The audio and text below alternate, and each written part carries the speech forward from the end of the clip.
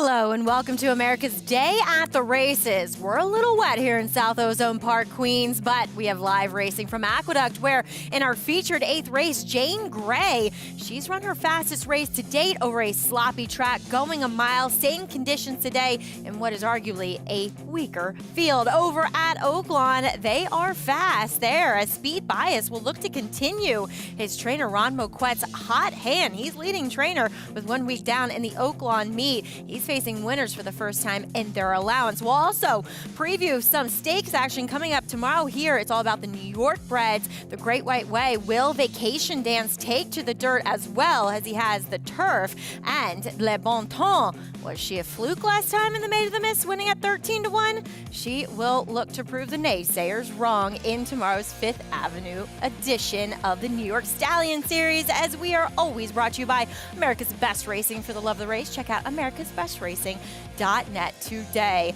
Welcome to our studio here at Aqueduct. We are sloppy and sealed, as you can see. We've been having these conditions for a little over 24 hours now, but we are pleased to have live racing here in the great state of New York. I'm Maggie Wolfenau alongside Anthony Stabile, New York handicapper, or NYRA racing handicapper, I should say. You are. I born think and bred. Exactly. I mean, like, what, literally 5 blocks over? Mile and a half away. Yeah, Mile and a half. Over in Howard Beach, yes. I've been in the same house my whole life, so second home, the Big A. Absolutely, as we don't have to wait long, though, for some racing, as we do have today's 6th race coming up here at the Big A. It's a maiden special weight for the New York bred. Hey, it's a theme. Bred fillies going the 6.5 furlongs. These are some older horses, as we see 2-1 on Photon. She puts the blinkers on as she cuts back in distance, but we waste no time welcoming in the 3rd member of our team. It's Richard Migliore, former champion jockey and all-time winningest jockey here at the Big A. Hey, Mig. Thanks, Maggie. Yeah, it's tough conditions here for everybody. Riders having to deal with mud and kickback and horses, and obviously the pony boys, everybody. But you know us racetrackers, we're all a hardy breed, Maggie. And the 3 Photon makes a lot of sense to me. I love the way she looked on the racetrack. She left the pony real quickly under Javier Castellano. He hooked back up with the pony now, but he got a good gallop off, and I really liked the way she got over the top of the ground. She ran really well on a sloppy track up in Saratoga. She seems to just run no matter what the surface. She's run well on turf. She's run well on dirt. She's run well in the slop, and she makes a lot of sense to me here. The 6 Spooky Lady making the 2nd start in the Rudy Rodriguez barn, and I think she's going to appreciate the sealed racetrack and running over the top of the ground. Coming out of Southern California, this New York bred, I just wonder if she didn't need a race over East Coast type tracks that are definitely deeper, more on the tiring side. I think she'll appreciate this, and I think she'll improve today off of that effort. And the 9 Shinful. Last time, she kind of was climbing a bit from the kickback, got to the outside, settled, got in a stride, came wide, and finished well. And I just wonder maybe the outside post with Kendrick Carmouche, this horse doesn't get in a better rhythm early and doesn't leave herself too much to do. Mig, it is a big question mark with these horses. You know, Anthony, Mig talking a little bit about the condition of the racetrack, and not that it's a total speed highway that we have here today, but I think with these younger, more inexperienced horses, when they're able to keep their faces clean, I think they just run better races. So forwardly placed horses do seem to dominate. Yeah, no question about it. And, you know, in Shinful's case, she's only run 5-6 times. 5 of those have been on the turf, so she doesn't really have to worry about that kind of kickback. Last time she was not as close to the pace as she was in those turf races. We see that a lot when horses switch surfaces. If she can stay closer today, and if she handles this super sloppy track here at Aqueduct, I think she'll get the job done. I've seen enough of Photon. You've seen enough of Photon. She's been sprinting 3 previous times in her career, once over a sloppy racetrack. It was the fastest race of her career, in which she finished ahead of Funny How, who would go on to win her next 3. Yeah. Subsequently, but she's been a money burner, Photon, as we see her slightly reluctant to get into the gate there. We'll see how she does for trainer Kelly Breen, as they are about locked and loaded. And for the completion of the load, we send it up to John Imbrial, who has your call of race number 6.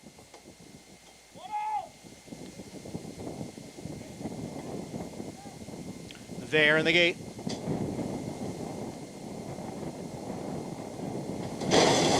And they're off, and it was a slow start for number 1, Bon Adieu. Shinful is away well and out for the lead. Spooky Lady runs in second, and down towards the inside is a Photon, who is next in third.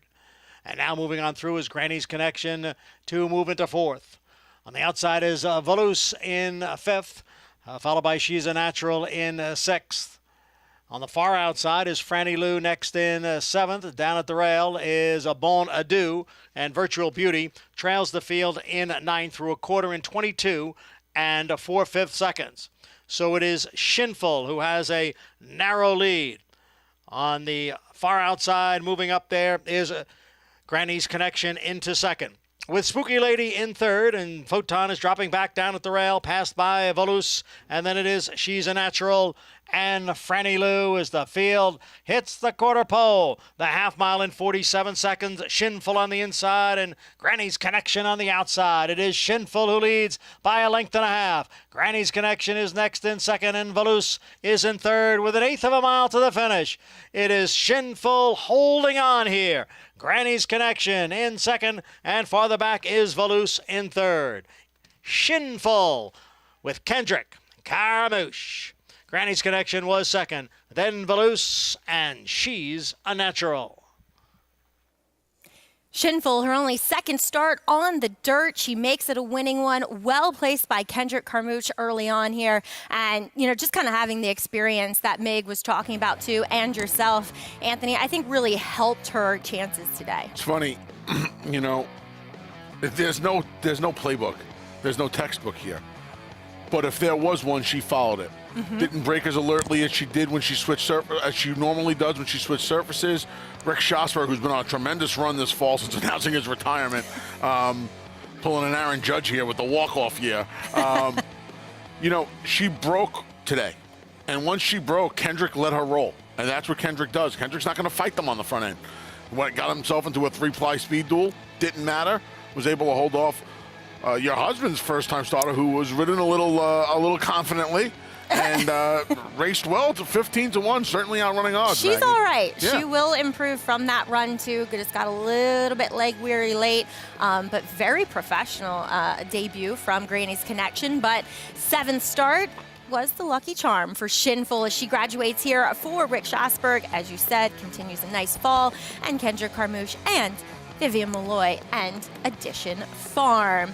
As we still have a lot of racing action to get through. Second choice kicking off the first race on our card, race number 6, which did kick off that pick 4. We have that pick 6 carryover. We're 2 legs in now. Three legs in now. Excuse me. We had a big price in the first leg, a $33 horse. Oh, yeah, Alcatraz. Eric Fuentes, 10-pound bug. Eric Fuentes winning his first race as a jockey. Whoa, yeah. I completely missed that. So did I. And I was up in the booth for it. Nobody told me. I had no idea. But he got the initiation after the race. Kendrick and Eric Cancel and Manny Franco were ready with the hose. I'll tell you what, I won't want the hose today, man. Wow. Yeah, but he got hit with the baby powder and everything. So, Eric, it was fun. And I didn't even notice it. They don't bring the eggs and the shoe polish out anymore. It's quite disappointing. For the lack of a better term, the hazing has certainly been more tame the past decade or so. So, but it's still a great rite of passage, and I'm sure Eric Fuentes will remember this day.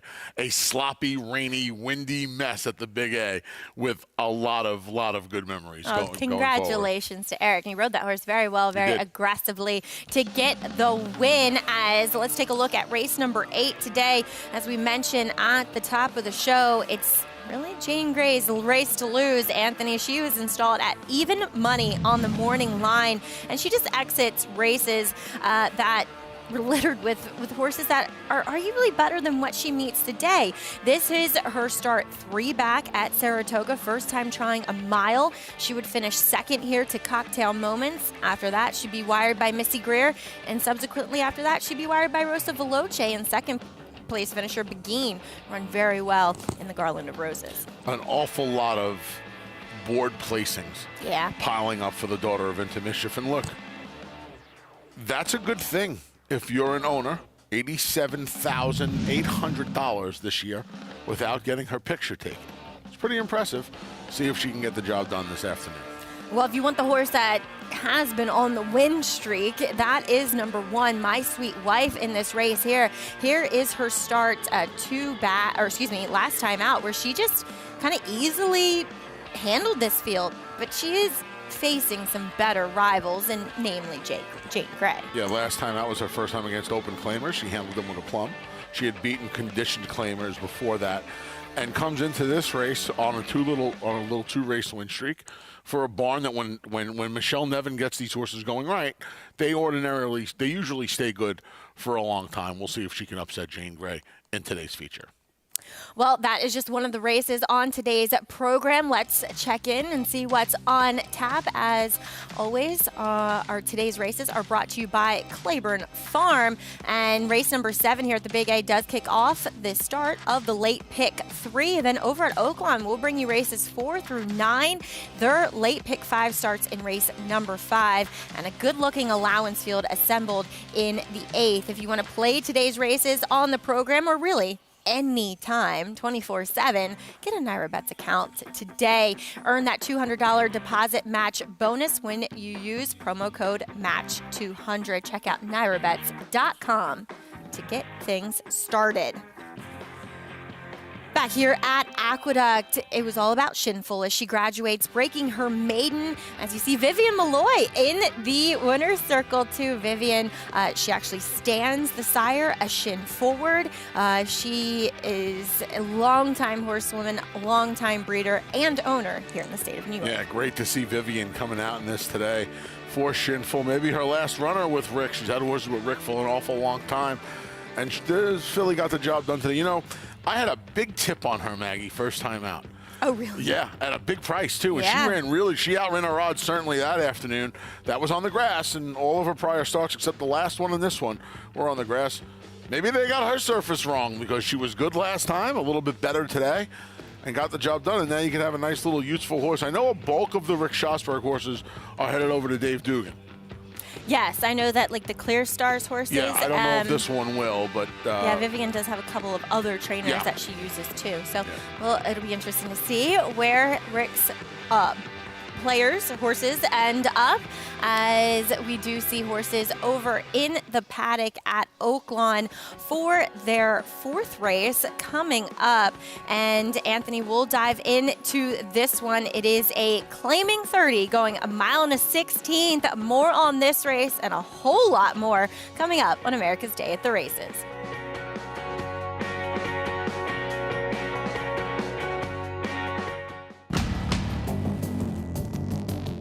Whether it's Division I or Grade 1, top athletes have certain traits in common. Speed, strength, class, versatility, and most of all, willpower. Claiborne Farm Stallion, War of Will, was a Grade 1 winner on both dirt and turf. Now, his first foals are taking the field.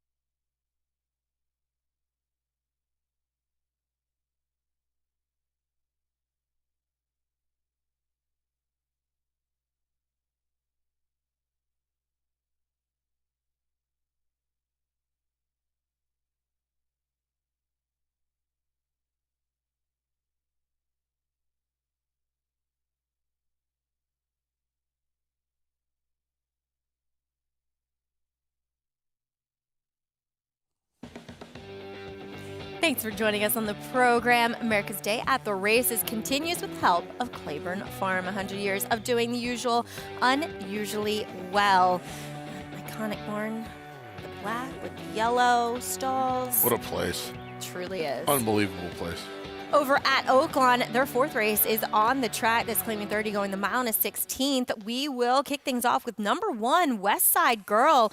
Comes in here off of a win at Thistledowns. Yeah, DQ, in fact. She won 3 in a row at Thistledown before getting her number pulled down last time out. See if she can get back on the win machine. I think the main thing going for her is her name, Anna Gangsta. What up, Gangsta? What up? Yeah, she won 2 and 3 back and faced Open Company to no avail last time. The coach sends out Mohey Lady. Yeah, just got beat a length at 5.5 to 1 in her most recent start against beaten claimers. Tries the Open fillies and mares today. I think she's interesting. Xylophone getting back to the dirt where her last victory came there. Yeah, an 80 buyer speed figure at Lone Star back in May. That's a number that makes her very competitive here. Now, Good Penny did beat the favorite 2 starts ago, but no match last time. No, they switched decisions in their last 2.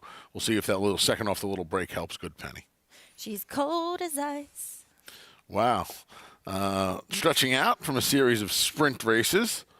Maggie's been mean to me today, but I'll pass on the singing portion of the program. Okay, Borticelli. Number 7, Right Trap. Bocelli? Bocelli. Borticelli. Bocelli. Right trap. Opus 7 at Oaklawn. 1 win at the distance, making her first start locally since April. There's your favorite. 3-2, Gianna's Gift. She just got beat a length or so around the 1 turn. I think she might be a little bit better around the 2 turns. We'll see if second start for Robertino Diodoro, who's gotten off to his usual quick start in Hot Springs. Yeah, I agree with you about the 2 turns. That she just almost felt maybe a little rushed off her feet here going the 1 turn mile at Churchill. This is the start 2 back on November 16th, where she just ends up second here. The winner does come up the rail. Yeah, and again, to the 1 turn, 2 turn, Maggie, like you just said, I think it unfolds a little too quickly for her around the 1 turn. Those horses get ahead of steam, and they keep on rolling. I think this is her getting beat, no? Yeah, this is her last start. First start for the Diodoro barn. First start for Diodoro. It just, and you see, and yeah, those times, the run-up and everything, they're a little quicker, but than they really are. But even if they're a second slower, and she's going 46 and change, she's going 48 and change in her half miles in the 2 turn races. The biggest difference between the 1 turns and the 2 turns, and it doesn't make a lot of sense, but the speed carries more around the 2 turns because they get to go slower. Yeah, it's like the turn provides a half halt, so they can check it back a little bit. But we'll check in with Paul LaDuca, our man on the scene out there in Hot Springs. Paulie, welcome to the show. Well, thank you, Maggie. Thank you, Anthony, as well. It's an actually beautiful day here in Hot Springs. A little chilly, but it's been better than what we've had the last 8 days or so. It's been constant rain until yesterday. It finally stopped. We do have a fast racetrack. At the beginning of the day, it was labeled good. It has now been upgraded to a fast racetrack. Now, I will say it looks like it's playing a tiny bit deeper. So when it comes to Gianna's Gift in here, listen, I think she's the horse to beat by far. And a 7-year-old mare for, Robertina Diodoro to dip in for $20,000 and then raise this horse for $40,000. And I thought she ran a bang-up race, especially setting those fractions in 110. Now 2nd time in his barn. His barn is rolling. I wouldn't put too much into what, the jockey change. Ricardo Santana is here riding today, but Robertino Diodoro has many horses in, and Orlando Mojica is listed on every one of his horses. Now, if I was going to go to somebody else in here, Anthony mentioned the 1 West Side Girl for Kim Poole, very good conditioner, and this horse was very, very hot. 3 for the last 3, got DQ'd though last time. Been fresh and looks tremendous on the racetrack. Carrying tremendous weight, this filly by Shanghai Bobby, and does have 2 wins over the racetrack. The 5 horse in here, Good Penny for Matt Scher, comes out of the same race as Gianna's Gift and was the one that ran her down at Belterra. Now, that was going around 2 turns. That's the issue. Is the 5 better than the 8 around the 2 turns or not? And you know what? I'll give you a tiny bit of a long shot in here. I thought the 4 looked great. 10-1. There is that one race at Lone Star. The horse blew away a field on a fast track and has 2 of the 4 wins there. So this filly by Tonalist, I don't know, should she be 9-1? That was in the Todd Fincher barn. Now she's in the Rachel Kethen barn. But I think the 4's got an outside look. I do think the 8's the horse to catch in here and the horse to beat. Hopefully the racetrack plays to her too. Great insight, Paulie, because I think Paulie kind of on the same wavelength as I am. In my thoughts here, Anthony, I don't know about you with regards to number 4 Xylophone, because, yeah, it was a blowout win the last time we saw her going 2 turns on the dirt. And it's not like it was a lackluster field, per se, at Lone Star. I get confused when horses run as well as she did. And they go right back to the turf. And it was an intended dirt race just 2 weeks back from a turf race. You give her the layoff, and where do you run her? For a quarter on the grass. I have a question. How did nobody snatch her out of there for a quarter, having won on both surfaces twice? I mean, yeah, I should have been in my barn. There's a lot of kind of gray area, I think, when you're discussing Xylophone, because there's a lot of whys and maybe some, intangibles that don't really make sense that might add up to a negative performance, as she does drop a bit to 7-1 here. But, Paul citing, and Todd Fincher does great out in the Midwest, great work. But Rachel Kethen, she started her career here. We'll actually see a couple of her horses a little bit later on the card there at Oaklawn. And I think she's done a great job with the hands that she's been dealt. Yeah, I mean, she's won a little over 10% on the year. She went out to Del Mar this summer. Kind of settled into this Midwest, Southwest, really, Remington Park, now at Oaklawn. She's a former assistant to Danny Gargan. Danny Gargan, yeah. I didn't prefer this horse, and then Paulie mentioned it. You mentioned this horse first to me earlier today, and then Paulie just mentioned the horse. This is one of those races, too, where it's not like you can completely rely on Gianna's Gift. I don't think she's that reliable. West Side Girl comes in with the thistle down for him. No offense to the Ohioans out there. And Good Penny has some races. See, Good Penny's another one. She has a couple of 2-turn races at the end of last year off the claim when she was first in the Matt Scherer barn that would make her a player in here. And she just kind of lost form. The Belterra race against Gianna's Gift was a bit of a surprise. She was actually 3-5 into Gianna's Gift, and now... But that was when Gianna's Gift was with somebody else. Yeah, in a different barn. Different trainer. Yeah, a 7% barn. Right, not the high-profile Robertina Diodoro barn, so you can kind of understand the flip-flop in price a bit, too, last time that they met in November at Churchill. I picked Gianna's Gift in here, but I wouldn't take 7-5. Do you also think it poses a problem for the fact that she's drawn outside? It does. She has enough speed, I think, to get up and over around these horses. There's not a ton of early speed in here. I'm curious to see how Francisco Arrieta, who's a little bit more of an aggressive rider than her previous pilot, handles Good Penny coming out of the 1-turn race. And, the same Gianna's Gift race where they unfold. I wouldn't be surprised if maybe Arrieta is a little bit more aggressive, just thinking, I can't let Gianna's Gift get away. Francisco Arrieta looking for another win on the card. He won earlier as well, as he is aboard Good Penny here. Matt Shire teaming up with 10 Strike Racing, Marshall Graham, and 7-5 though on Gianna's Gift. We'll see if she can clear the field, take them gate to wire as we get it out to Vic Stauffer, who has the call of race 4 from Oaklawn. Gianna's Gift.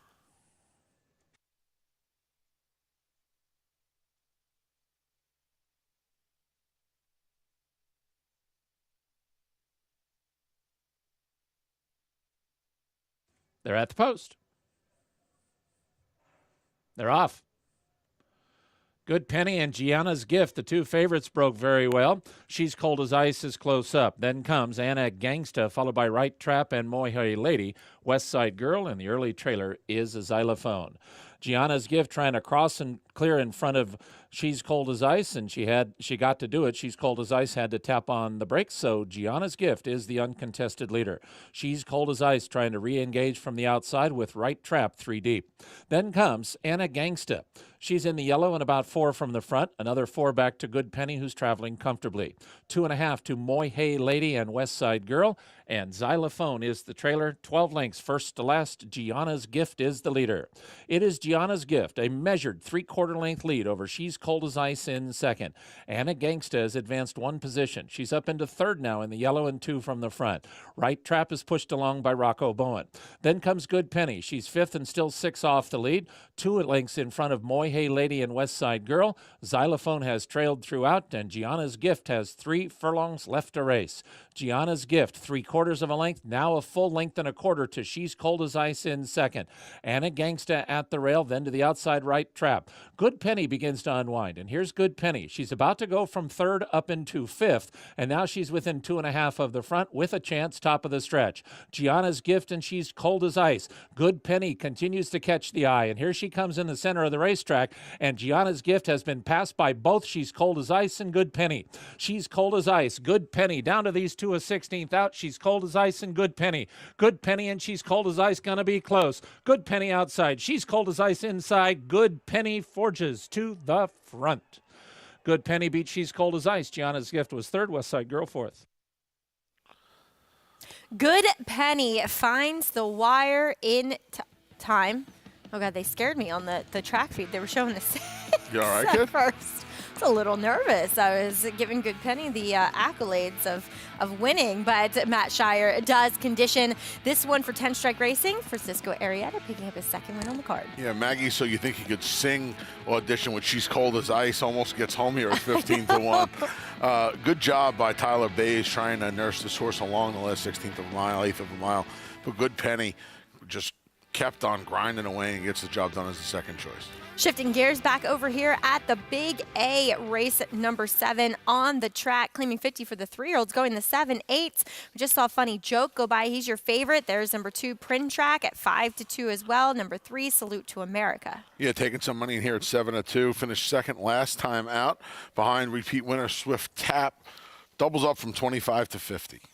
Here's number 4, Lord Gatling. Big win for former connections in a 3 lifetime claimer, 2 starts back.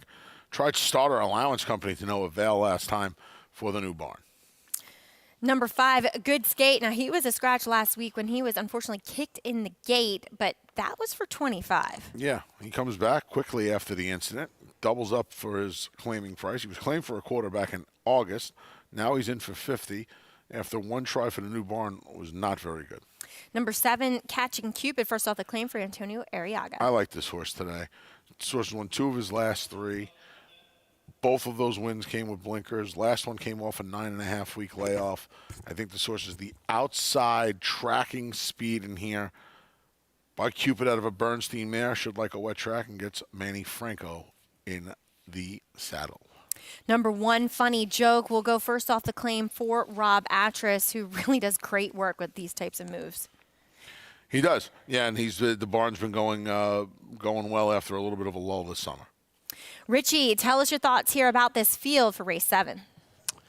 Yeah, guys, I really thought the race went through the 1, the 2, and the 7. The 1, Funny Joke, he looked terrific in the paddock. Rob Atras does terrific work.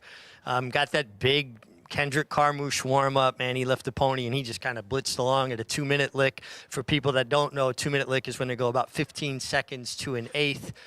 So if you did a perfect 15 seconds every eighth for a mile, it would take you exactly 2 minutes. But he looked terrific, like what I saw from him.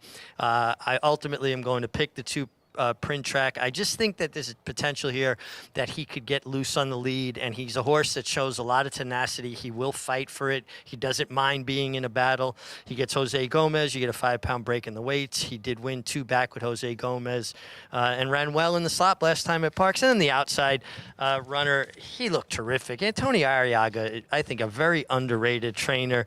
Catching Cupid, honestly, out of those 3, he might have looked the best of all 3 from a physical perspective.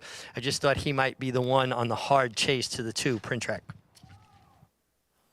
All right, we'll see. Forwardly placed horses have performed well.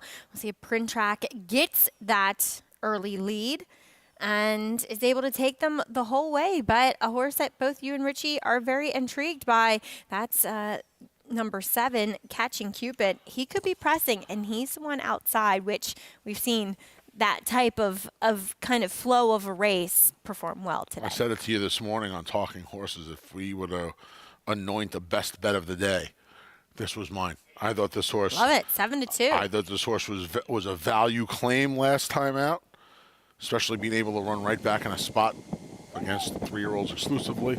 See if he can get the job done. John Embriel has the call of race 7 here from the Big A.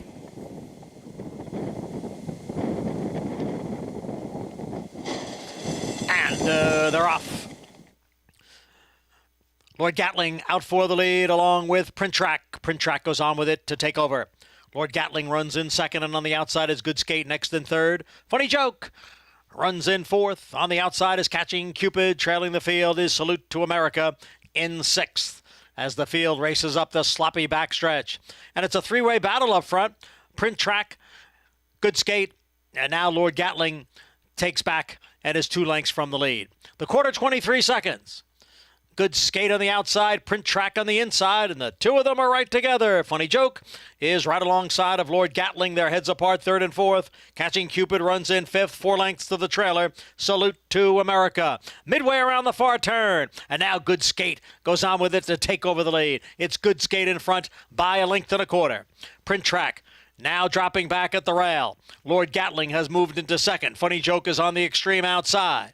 And then comes Salute to America and Catching Cupid.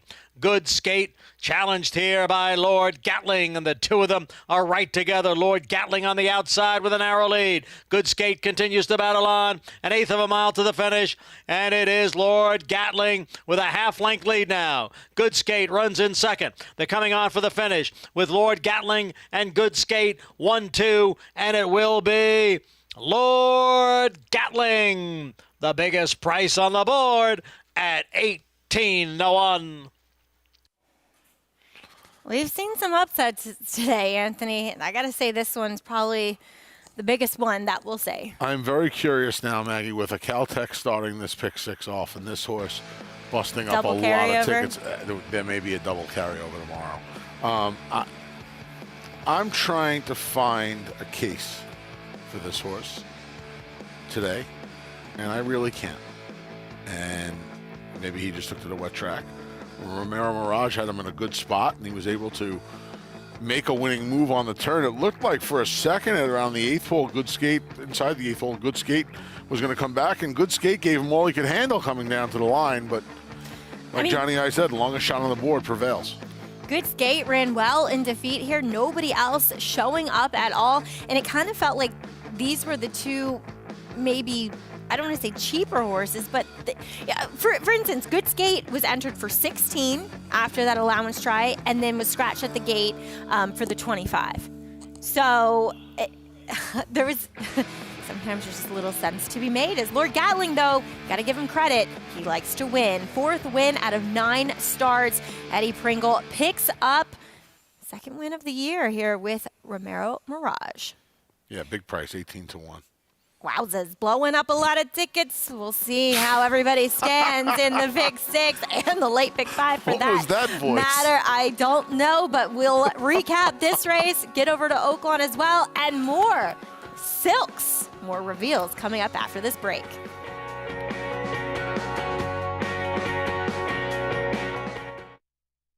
It's a domineering display by the ultra-talented McKenzie. McKenzie in a dominant performance. 300 Honda, 300,000. 275 medium, 275,000. 75, but to get 75, 275,000. 250 on Ralph now, 250,000. Able to get $200,000.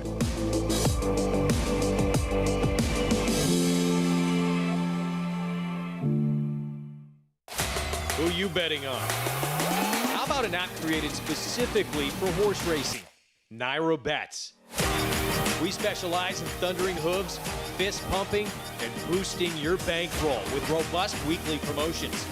and offer betting tips from actual horse racing experts. Bet all day and night, nationwide. Get the action and thrill of horse racing with Naira Bets.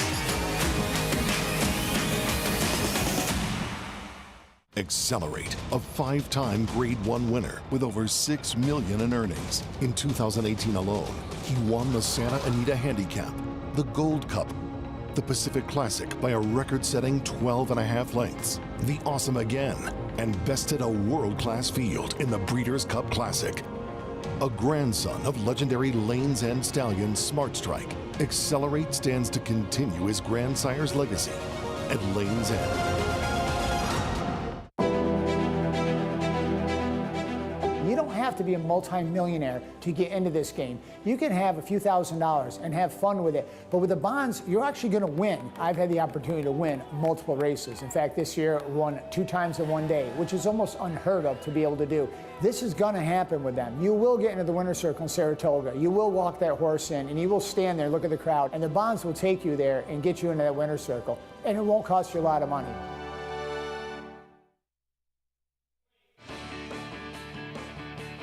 A Big Apple, we're off and racing in Manhattan here on America's Day at the Races. We are brought to you by Naira Bets. Bet any track, anywhere, anytime with your Naira Bets account today. Do you know that the Big Apple? Yes? Probably not, but go ahead. Do you know that its origins are in horse racing? Really? Yep.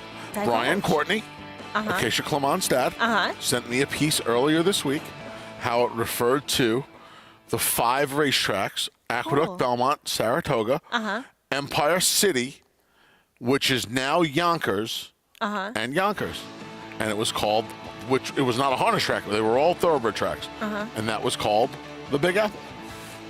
That's fascinating.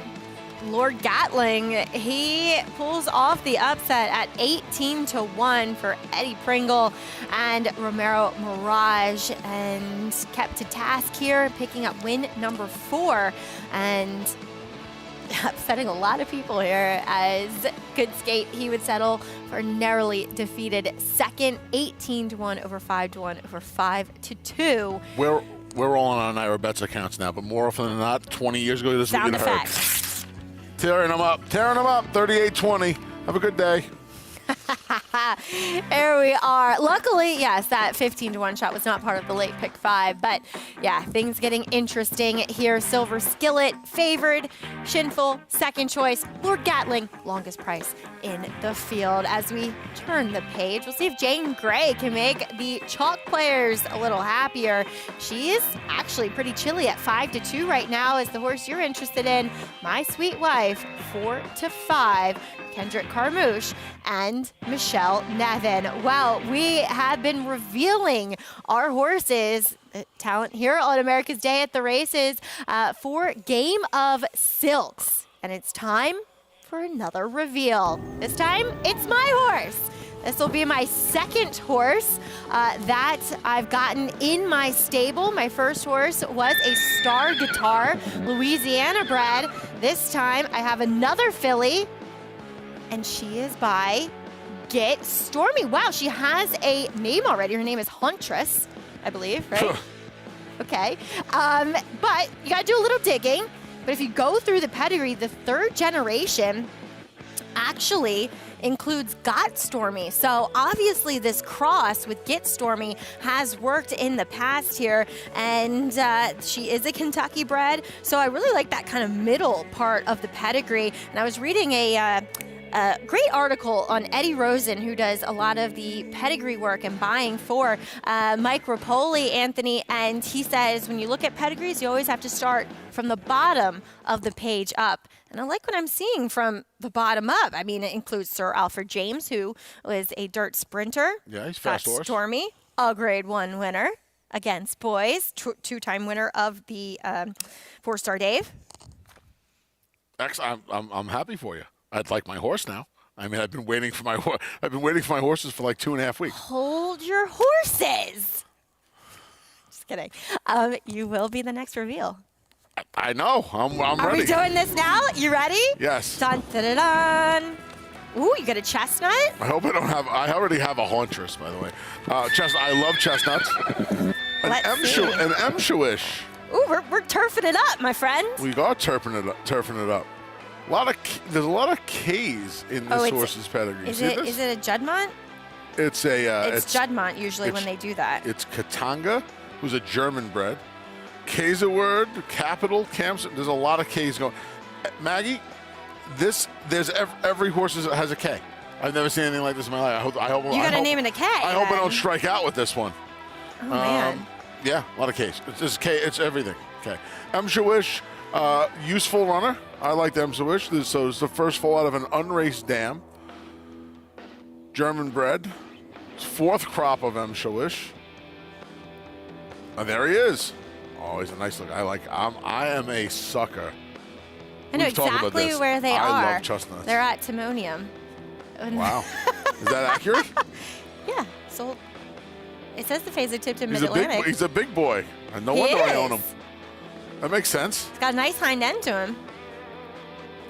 I mean, he almost doesn't look overly turfy either. No, he doesn't. He does not.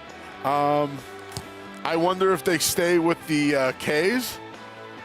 I would. What would you? What would I name him? As an Emshawish out of a Katanga, I don't know. I don't know if I would go Kamanga along with the K's. He's a big boy. Maybe I would name him Kamala after the former wrestler. He is a big boy. I love it. Maybe I go with Kamala. I don't know. I love it. Kamala was. I have the Kamala action figure that's worth $1,000 because he has the moon instead of the star on his belly. True story, Maggie. True story. To follow along and play, make sure you check out silks.io. Game of Silks. You get more information there as we will continue to reveal the rest of our stable here. An Emshawish and a Get Stormy. Hopefully the weather cooperates. We got a lot of turf, but Vacation Dance, we'll see if he can switch to the dirt after taking the Atlantic Beach in his last start, sprinting on the turf. We'll check in with him and a lot more here on America's Day at the Races. Sire Sensation Gunrunner is the sire of 6 first crop Grade 1 winners. God-eyed, and he's going to win the hopeful Red Zulu wins the Breeders' Cup Juvenile Fillies, and Cyberknife has won the Haskell. Society is gonna win the Cotillion, and Tama, they win the Bathurst, Pennsylvania Derby. Early voting comes inside and wins it. He wins the Preakness. Horse of the Year, Gunrunner, standing at 3 Chimneys.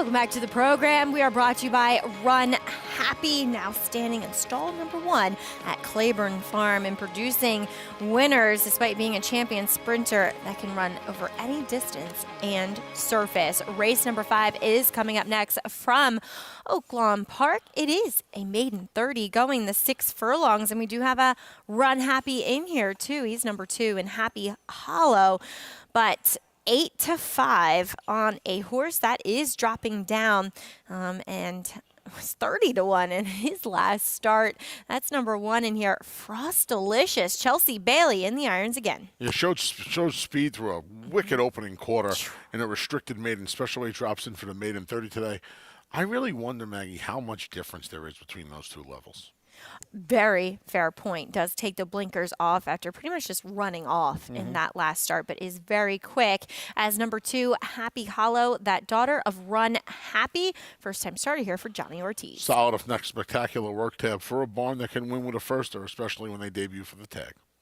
We got Jane Gray coming up. We also have Jane Bond. Yeah, this horse was your morning line favorite at 9-5. A little chilly at 5-1 for a barn who seemingly does everything really well down at Oaklawn Park. Not much pedigree on the bottom side. This is the most experience in the field, number 4, Old School Flash. 2-year-old filly's already faced a starter 8 times. Going to go back into Martin Villafranco's name. Has hit the board just twice in those 8 starts. First-time starter, number 5, Bargain Hunter, daughter of Bodemeister. Yeah, this horse ships down from Hawthorne with 1 local work for a barn who, in the past, has put a couple of firsts over at prices. Her name was Lola, gets Lasix for her second start. Yeah, she needs to be a showgirl to turn things around with the Lasix and Johnny Geraldo in the boot this afternoon. Number 7, Gun of Gold switches back to the dirt and blinkers come off. Yeah, daughter of Gunrunner is running open maiden special weight races. She did not do much running. Maggie mentioned the blinkers come off and she returns to the dirt. Those are in the Mid-Atlantic. Is number 8, Blue Cowgirl, just went by. She's a long shot. Here's number 9, Nelly 2. Yeah, gets Lasix off of a couple of races at Canterbury back in late summer. 1 on dirt, 1 on turf. Returns to the main track today. That is your field for race number 5 coming up at Oaklawn. 5-2 on the speedy third-time starter from the rail. But there's also a favorite that's wearing the red of number 1 in today's featured race at Aqueduct, My Sweet Wife. She's looking for her 3rd win in a row as she steps up in class for Michelle Nevin. I'm stunned that My Sweet Wife has opened up. She opened up 4-5, and you know what? We've had about 6 minutes go by, and she's still even money. Isn't that a bit of an indictment on Jane Gray? I don't think Jane Gray wants anything to do with a mile. With that said, I'm still stunned at this filly. Now, here she is getting her 2nd consecutive win, and this is her first win against open claimers. She had won a 3 life prior to this, and ordinarily it's tough to go through the condition claimers and then pop first out against the open claimers. And while it wasn't the toughest $32,000 race, she won it pretty easily. She did. Now, I wish that we would have seen Blue Paint participate earlier on in the card. She was a scratch for the Canamossi, just to kind of gauge where My Sweet Wife may sit in here. But for more on how these horses look down in the paddock, we check in with Richie. Well, Maggie, I think a lot of the horses that look logical on paper are making the nicest impression from a physical perspective here in the paddock, starting with the 1, My Sweet Wife, who just looks like she's in a good form cycle. Her coat is just really, really resplendent. I feel like she's actually taking steps forward as we're heading into wintertime here, and I think she's going to deliver another big effort here. She's going to have to deal with the rail and probably negotiate some kickback because she's not a true speed type, but from a physical perspective, really like her. I kind of agree with Anthony about the 4, Jane Gray, who's very well turned out for a Hall of Famer in Bill Mott, but I just wonder if she really wants any part of the mile. Can't fault her physically, but a horse that I'm absolutely bullish about and I think is a standout here in the paddock from a physical perspective is the 8, Sweet Surprise. Man, she's dappled out for trainer Tim Hills. Very alert, sharp looking, just love her walk on her. She's got a nice record and off going. She gets a good outside draw. The 8, Sweet Surprise, is absolutely a standout here in the paddock. And she does have the speed, which she might be the lone speed in here, Anthony. We'll see what kind of like Flash and Dynamite does, but I thought that Sweet Surprise could very well be alone on the lead from the outside with Jason Juarez in the irons. As we jump back over to Oaklawn, they're approaching the gate, and we need to check in Paula Duca. Yeah, thanks, Maggie. In a race that's kind of confusing here to close out the early pick 5 and to start your late pick 5 on this 9-race card here at Oaklawn Park. And, you know, when you look at this race, the one Frostalicious, she did get left out of the gate last time out, and she got rushed to the lead. And Maggie, you're dead on. She just ran off. And, when I looked at the will pays, she's the lowest will pay. She opened up at 4 to 5, and it's confusing to me. Okay, can none of these first-time starters run? Because it looks like it's her, maybe against the first-time starters, the 2, 3, and 5. The 3, Jane Bond, very interesting filly, a Tis Now filly, a homebred for Jim Vlahos, an Ontario bred here that's going to debut for 30. So not taking a ton of action, but now starting to come down, I think just because of that 9 to 5 morning line. And then you have Bargain Hunter in here, the 5 for Jimmy DeVito, whose horses usually show very good speed first time out. Bodie Meister, 10% with his firster. He's the sire of this filly, Bargain Hunter, owned by Double Down Stables. And, but his record debut main claiming, he's 0 for 3, small sample size. So it's a confusing board to me. I thought this was a difficult race, especially when you open up a horse at 1 to 5 that basically ran almost dead last in her last race. And I know it was almost out of the one hole, a full field, but I think maybe the public's thinking that she could run this field off their feet, and maybe these other runners are not quick enough to go with her early. I'm going to throw one more horse in here as my long shot. And the reason why is when you look at all these fillies in here, Maggie and Anthony, they've all have not gotten bet. They've all been 25 to 1, 26 to 1, 29 to 1. Even like you mentioned, Maggie, the 1 was 30 to 1, 19 to 1. The 7 Gun of Gold, 5 to 1 first time out, 12 to 1, 14 to 10 to 1. They have not given up on this filly. Jerry Hollendorfer gave her 4 shots in the maiden special weight level after just running very, very poorly. I think this filly by Gunrunner with the blinkers off and dropping, that's your long shot for me. The 7 here at 6 to 1. And the 1 at 3 to 1, I guess hold on for dear life as she's going to try to take this field gate to wire. I like that, Polly. Chelsea holding on for dear life. But Gun of Gold, he's right, is an interesting player with the drop down. You are checking out a post braid on the right-hand side of your screen. The feature race here at the Big A. We will discuss that race a little bit more, but they're making their way to the gate for this 5th race at Oaklawn Park, going the 6 furlongs. And, 3 to 1 on Frostalicious. I suppose, the first-time starter from the Johnny Ortiz barn is not taking much money for John Ed Anthony and Shortleaf Stable. Yeah, very quiet on the board. Jane Bond, who was the 9 to 5 morning line favorite, very quiet on the board. The first to take money is Bargain Hunter.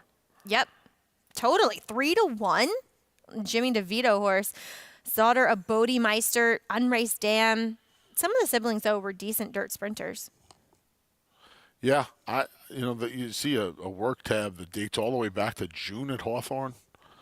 It's a weird race, very strange race. I wouldn't bet the 1 as the favorite, but I wouldn't be surprised if she got the job done.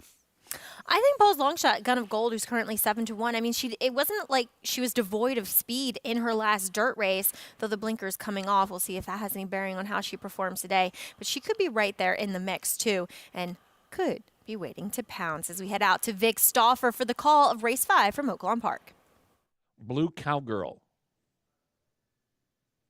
Old School Flash. Last to load, Nelly 2.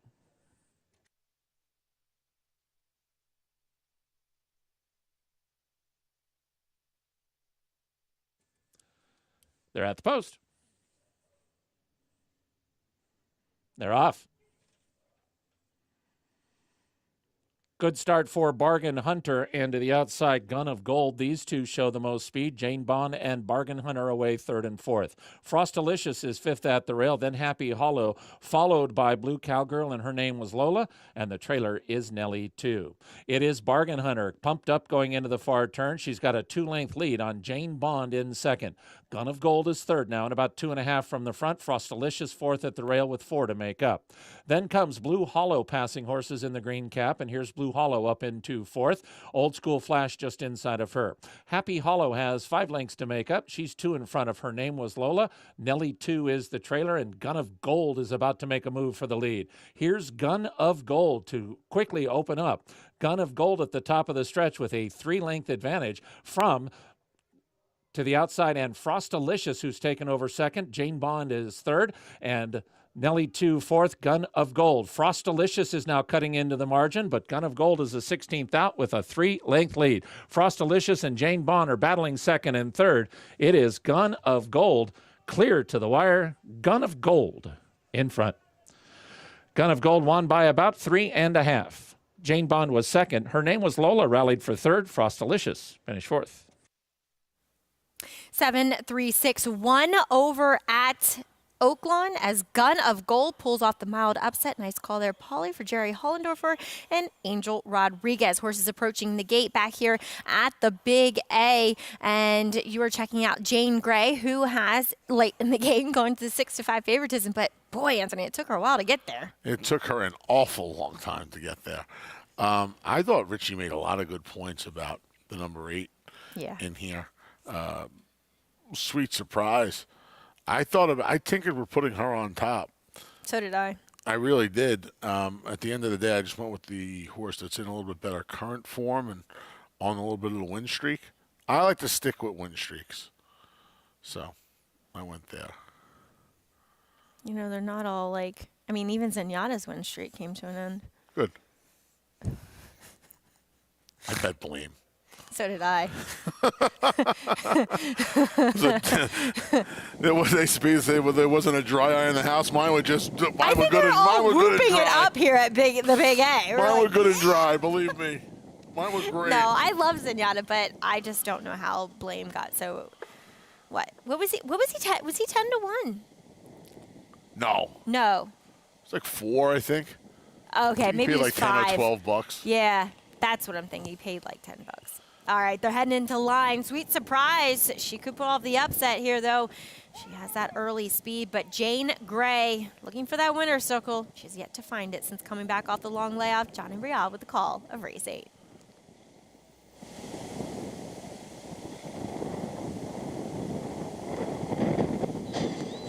And they're off. A bobbling beginning for number 6, Choose Happiness, and she is at the back. Up front, it is Sweet Surprise, joined there by Flash and Dynamite. And Jane Grey not far behind in third. Down at the rail is My Sweet Wife advancing from fourth. Vienna Code is next in fifth. Then Firenze Freedom and a half dozen lengths. Back to Choose Happiness, who trails the field in seventh. As they race up the backstretch, it is Flash and Dynamite by a head. My Sweet Wife down on the inside runs in second, and Jane Grey, the even money favorite, sits just off of them in third, opening quarter 23 and 3/5 seconds. The battle up front continues. It is Flash and Dynamite and My Sweet Wife, Jane Grey running in third. And then it's almost 2 lengths back to Sweet Surprise and Vienna Code, followed next by Firenze Freedom, and farther back is Choose Happiness. Half mile in 47 and 2/5 seconds. Flash and Dynamite holding on to a narrow lead. My Sweet Wife is down at the rail with Jane Grey now picking it up on the outside. Flash and Dynamite is the leader. Jane Grey moving up into second. My Sweet Wife down at the rail is in third.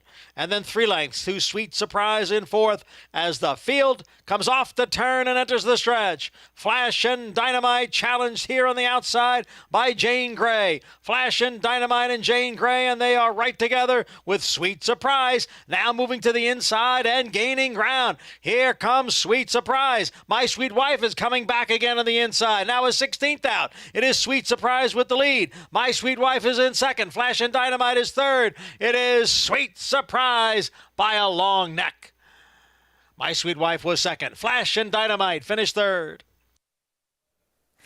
Well, she did it the way I was not expecting, but Sweet Surprise gets the win. Richie with the, well, you both giving out the exacta, but Sweet Surprise looking best, taken off the pace today by Jason Juarez for Timmy Hills. And she weaves her way through traffic, Anthony, and she pulls off the mild upset. This was a really good ride from the Bug Boy here. Yeah. Taking this horse off the pace. He saw there was some aggression from Flash and Dynamite. Even Jane Gray left for a little position today. My Sweet Wife and Kendra Carmouche, you know, she broke like a half a step slow. And then, I don't want to say he rushed her, but he may have overcompensated by getting her into the game early. Well, I feel like he felt nobody was going, so he was like, let me assert myself.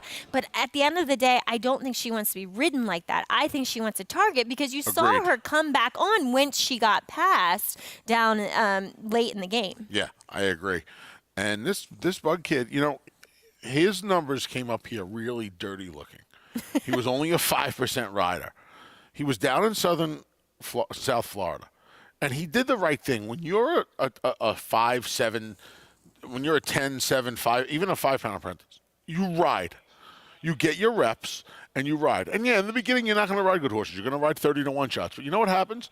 The 30s turn to 20s, the 20s turn to 15s, the 15s turns to 10s, and now you're riding 4 to 1 shots that are live in the feature worth $90,000 at Aqueduct in the middle of December. When I interviewed him for his first win here at the Big A, his story honestly flabbergasted me. He was someone who has literally had every single job on the backside. He started off walking horses. He started groomed. He was a foreman. Then he started exercise riding, and he said, once I had another child, I said, let me try to get this jockey thing going. And he lost 45 pounds. Wow. Yeah. And here we are, watching him win the feature at Aqueduct. We'll hear from Jason as Meg will catch up with him on the other side of this break. Can't wait for this one as Sweet Surprise. She was a nice surprise here in the feature.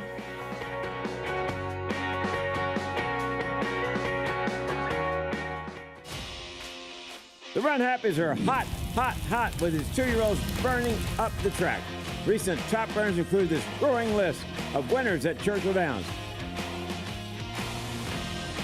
Plus the speedy 2-year-old colt, Happy is a Choice, a 5-length maiden winner at Keeneland. Happy is a Choice, Francisco Arrieta to win it. Price for value and turning up the heat. Call today and book your mare to Eclipse Champion Run Happy, standing at Claiborne Farm. It's America's original sport, and no one covers it better than America'sBestRacing.net. From the sport to the lifestyle, the best races, horses, and destination venues, cocktails, gambling, fashion, and more. America'sBestRacing.net is a sport for you. Live it, love it, bet it.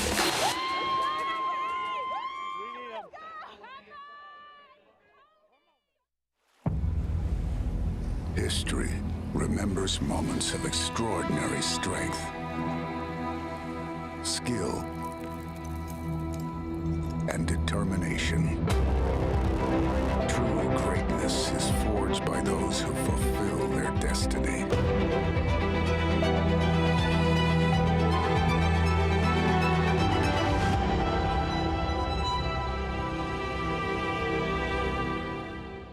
Racetrack Television Network brings you every race, from every track, on every screen, every day.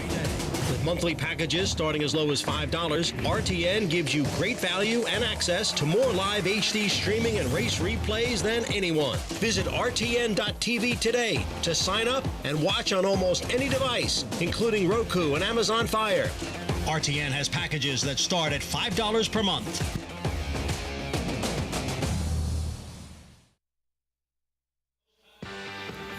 Thanks for sticking with us here on America's Day at the Races. We are brought to you in part by America's Best Racing. For the love of the race, check out americasbestracing.net today. As you're checking out the tree there, Rockefeller Center. I haven't been this year. I went to Bryant Park, though. I haven't been down to the tree in a long time. I used to work right across the street from it. Cool. A Sweet Surprise, she put off the mild upset at 4 to 1, returning 1080. And Mig is standing by with her winning pilot, Jason Juarez. Yeah, thanks, Maggie. And it's nice to be here with Jason. I love interviewing young riders after they get a win, and I could feel his excitement. But it looked like you were trying to angle out, turn it for home, but then you made a decision to kind of duck back in and split horses. Walk me through that. Well, I watch her replays, and she's a filly that sometimes slugs out, and they put a Hudson bit on her, which helped me out a lot, and I had to make a choice, whether come outside of them and let her do what she's been doing or put her inside, and it worked out fine. Once I got in that hole, she flew past by them, and she was comfortable. So I'm glad the equipment change and all that pushed her forward, and I'm just happy to get it done. You know, one thing I've been impressed watching you ride since you got here is you're a very strong finisher on a horse, and you were telling me you had to lose substantial amount of weight to get down to riding weight. Yes, I was 150 pounds as an exercise rider, and, you know, I thought I was healthy and good back then, but when I made the decision to lose the weight, I not only lost the weight, but I worked out really hard to get my body ready for it. You know, I put it to all that pressure and all that hard work. So when I got to that lightweight, I wasn't weak. So it was every day just working out after galloping in the morning, every day, no days off, and my body was prepared for this. So I'm just happy that I'm strong. A lot of things that I still got to learn and get better at, but I'm happy the way I'm heading. So just keep on working. Well, congratulations, and that hard work is definitely paying off. And guys, I got down from 125 to 104 to ride with the Bug, but 150 to do what this guy's doing, and he's watching replays, he's doing all the right things, and it's paying off. Mick, thank you. Jason really has a good head on his shoulders, and he's not your average, 18-year-old bug boy. He's a little older. So I think he's a little bit more mature, but I feel as though that has set him up for possibly more success, and just knowing the preparation and the hard work that he's gone through kind of makes me admire him. See, you look at it from the mental point of view. I'll take a look from the physical point of view. The fact that he's a little bit older, he's a little bit more mature, naturally stronger, But it's also harder to lose the weight. It is, but if you can do it Yeah. and maintain your strength, like he obviously has, like Richie said, and Richie's more of an expert than I am, but I think I've bet on and watched enough races to have a little bit. He can finish. Yeah. He can finish, and that's just being a little bit older and being a little stronger naturally than some of his rivals. And too, as he said, all those years galloping horses, Sure. it really set him up, from just the feel to the strength to the mental side of it as well. So good stuff there from Jason Juarez as the Pick 5 follow along. Keeps getting a little juicier, I'd say. Lord Gatling, the biggest price on there at $38.20. Sweet Surprise, she returns the $10.80 as the third choice in today's featured eighth. We turn the page, look at race number 9. It's a maiden 44, the New York bred fillies, 2-year-olds going the 6 furlongs. And do you see a bit of a depleted field in here, Anthony? But even money on Carapera as she takes as she puts the blinkers on for Linda Rice. 1, 2, and 4 trigger a pick 6 carryover. 5, 9, 10, 11 take the pool down today. All right, we'll see. We'll follow along closely as we got to honor a very, very special person today, as John Imbrial, our longtime Aqueduct NYRA announcer, has called it not so much quits, but quits full-time as he is heading off into semi-retirement. But it was so nice to get to honor Johnny in the winner's circle day today at race number 2. You had some very nice words as you called those races for him and gave him a nice speech. I hope I have a long and distinguished career. I could never be half of what John was. I hope I could be half of what John was, but I cannot imagine a bigger honor being given to me today than being allowed to be in that booth and to say those words about that man who has been a friend, a mentor, a colleague. I mean, more a mentor and a friend. That, he is. He's always there for you in whatever capacity you need him to be.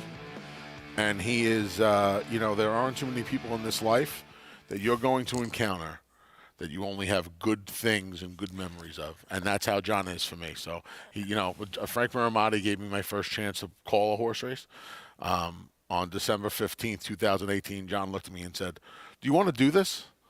And I was just like, I remember just being in Ernie Munich's office and I just started like crying. I didn't know what, Frank And John made my dream come true.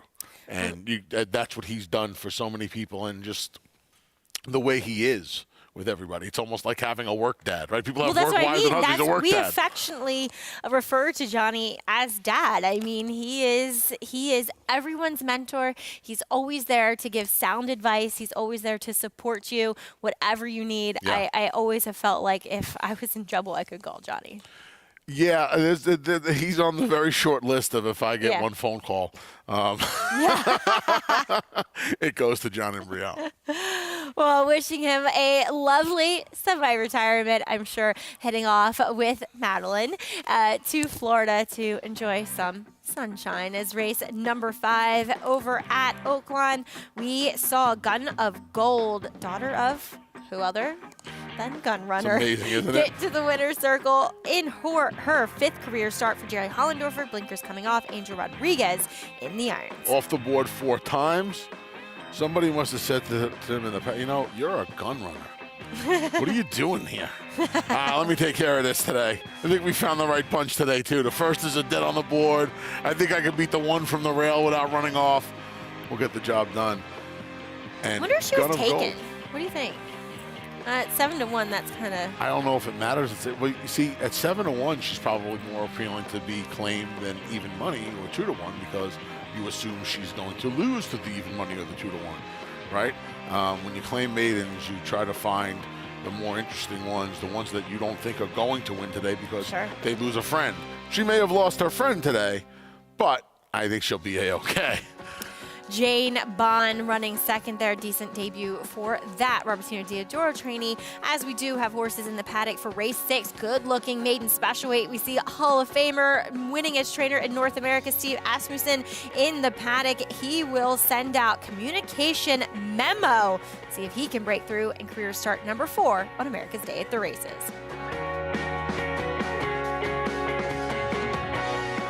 Warfront. On the racetrack, his accomplishments included this victory in the Vanderbilt at Saratoga. It will be Warfront to win it by 2.5 lengths. Now this son of Danzig ranks among the world's elite sires. With over 100 stakes winners, Warfront's progeny includes some of the world's most talented runners, both at home and abroad. Ranked number 1 by percentage of lifetime stakes winners, graded stakes winners, and Grade 1 winners. Warfront, standing at Claiborne Farm.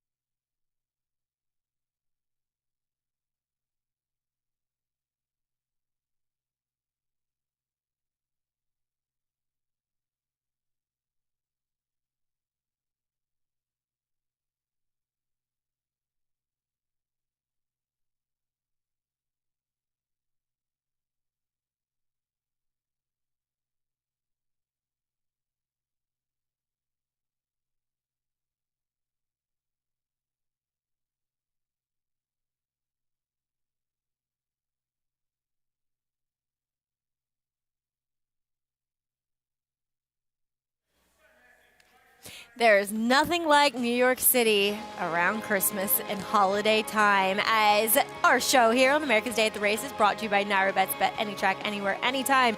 Radio Studio Music Hall. That was my view. Nice. That was my exact view. Cool.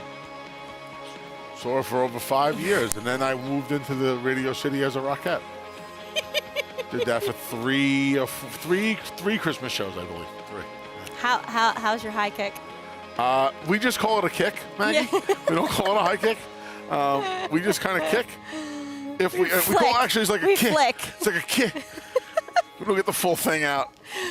Aqueduct's Saturday Stakes schedule kicks off with the Bay Ridge for the fillies and mares, and then those 2 Stallion Series Stakes for the 2-year-olds and the Alex M. Robb, pretty contentious field. Dr. Blute will look to keep the winning ways continuing as take a look at it right now here, Anthony.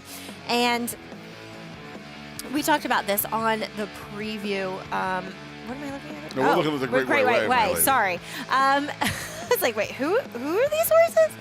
But what do you do with a horse like Vacation Dance?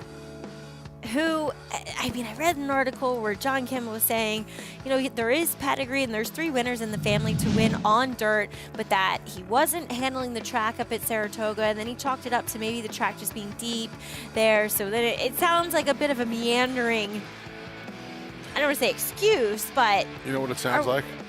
It sounds like there's $500,000 on the line tomorrow, and barring wild horses keeping him from putting him in the starting gate to try this again, he was going to be in the starting gate looking at 280-something thousand his end. And listen, at the end of the day, you can say that that's the reason. Listen, I'll give this horse one more try on the dirt.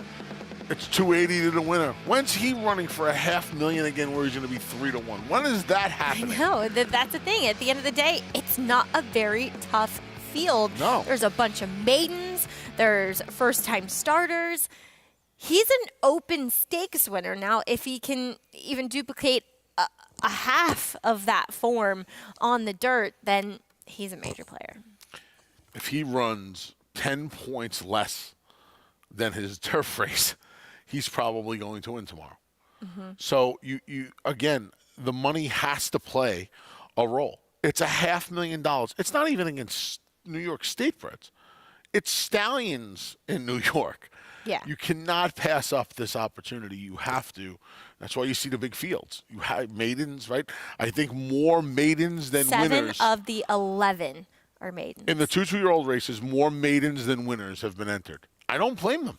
No, you gotta take a shot. Some of the open maiden races and some of the regular state-bred maiden Right. races are tougher than these. You I mean, have as to Meg run. talks about, you are even, narrowing the gene pool that much more. Have to run in these races. If you have a horse that is eligible, you absolutely, positively have to run. Nightcap here in the paddock at the Big A, 7-5 on that filly there. Carapara for Linda Rice. Excuse me, as she probably does have the best dirt form between her and the likely other choice in here, which who is number 5 in Slow Down Summer. This is amazing, the price difference in these two. I'm a little surprised. Her race, though, on the dirt, Slow Down Summer, was so bad. I know, but it was a special weight race. He opened up her blinkers. So Wow. in her last 2 efforts, she was wearing an extension blinker. Slow Down Summer. Slow Down Summer. And, I mean, we'll show you her turf effort. It's kind of apples and oranges here. She does run very well this day, settings the pace. But look, if you look closely, she's wearing an extension blinker covering that outside right eye. She had it on last time too, and she was breaking from the inside last time, and I just don't think she broke that well. Then she was in an uncomfortable position, kind of attending the pace from the inside, and 2, not being able to see your rivals from the outside, I'm sure made her kind of sulk back a little bit. So they've opened the blinkers up considerably. She's just wearing short cheater cups. Yeah, I picked her today. I was hoping that maybe with a little bit of a better break, she could get in front of these horses and just keep going. She gets Dylan Davis aboard. Jose Gomez rode both Rudy horses, the number 2, Follow the Fed, and the number 5, Slow Down Summer last time, but he opts for a first-time starter, number 10, Joey Big Nose.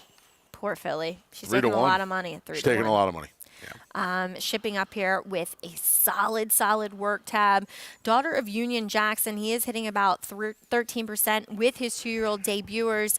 The dam did run her best races on the turf. There was a half sibling that won on the dirt too, but Safi Joseph just has astronomically good numbers. First-time starters in maiden claiming dirt sprints. He's 11 for 36. Wow.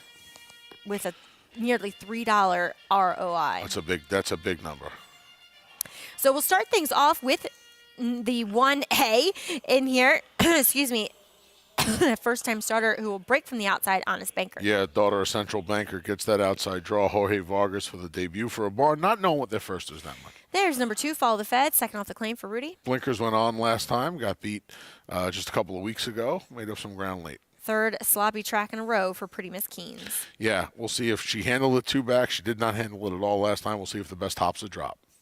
Number 5, there is Slow Down Summer. Speaking of drop downs. Alteration to the Blinkers. She has 2 turf races that would put her right in the winner circle. The problem is, this is on the main track. She's in for a tag for the first time as well. We'll see how she negotiates the wet track. Maybe being a turf horse, Yeah. she doesn't mind it. As number 9, Cara Para. She is your 6-5 favorite. Her start over a wet track 3 back makes her a major player. One of her best. The Blinkers go on. She drops in class. Kendra Carmouche stays. There's the first time starter, number 10. Poor thing, Joey Big Nose. Yeah, for a barn that can hit first time out, especially when they're in for a tag, percentage goes from 18% overall to 27% when debuting for a tag. There's number 11, Forever Amy. She was actually pulled up in her first start. Yeah, eased back on October 30th, closing day of the Belmont at the Big A meet. That was in special weight company. Huge price that day at 47-1. Another big price in here, first time for a tag. As Andre Warrick climbs aboard, as we'll get it over to Richie with more on a first-time starter. Yeah, we got a couple first-time starters. We'll start with the 1A, Honest Banker. The sharp-looking daughter of Central Banker, bred by McMahon's of Saratoga Thoroughbreds. I was talking with Rob Atras, her conditioner, and he ran a filly yesterday, Balpool, who broke slowly in a maiden special weight and actually closed with some interest. She was fairly well beaten, but she closed with interest, showed some ability. He said that they've been training together. This filly shows up here for a maiden claiming tag, and he says this one has been quicker away from the gate early, so it'll be interesting to see how that kind of weighs out. The 9 Carapara making, I think a very appropriate drop in class, adds blinkers, got that Kendra Carmouche warm up. I expect her to be close. She's going to be very, very tough here to beat. She's the favorite, the homebred for Barry Schwartz's Stonewall Farm, but I'm going to go with the 10, the poorly named Joey Big Nose. Now, I think that would be not a great name for a colt, but it's even worse for a filly. And this is a diminutive daughter of Union Jackson. Very well-balanced individual, very, very sharp looking here in the paddock.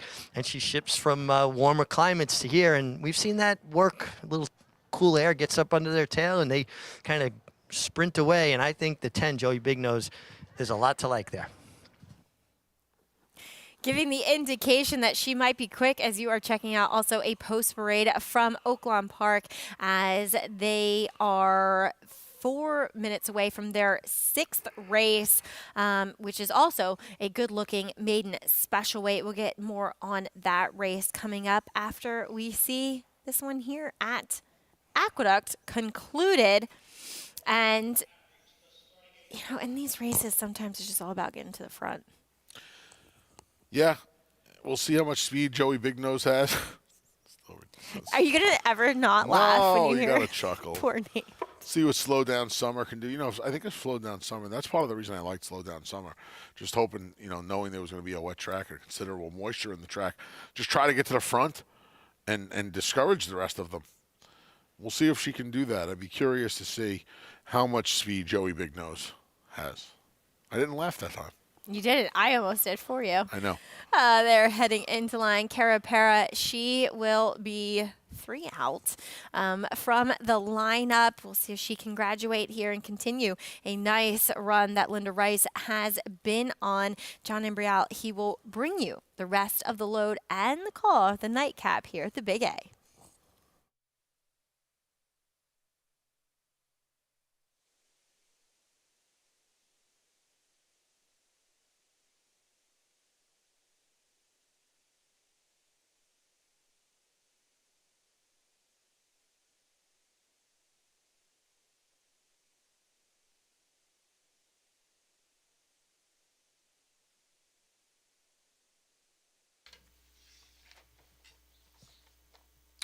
Set for the start.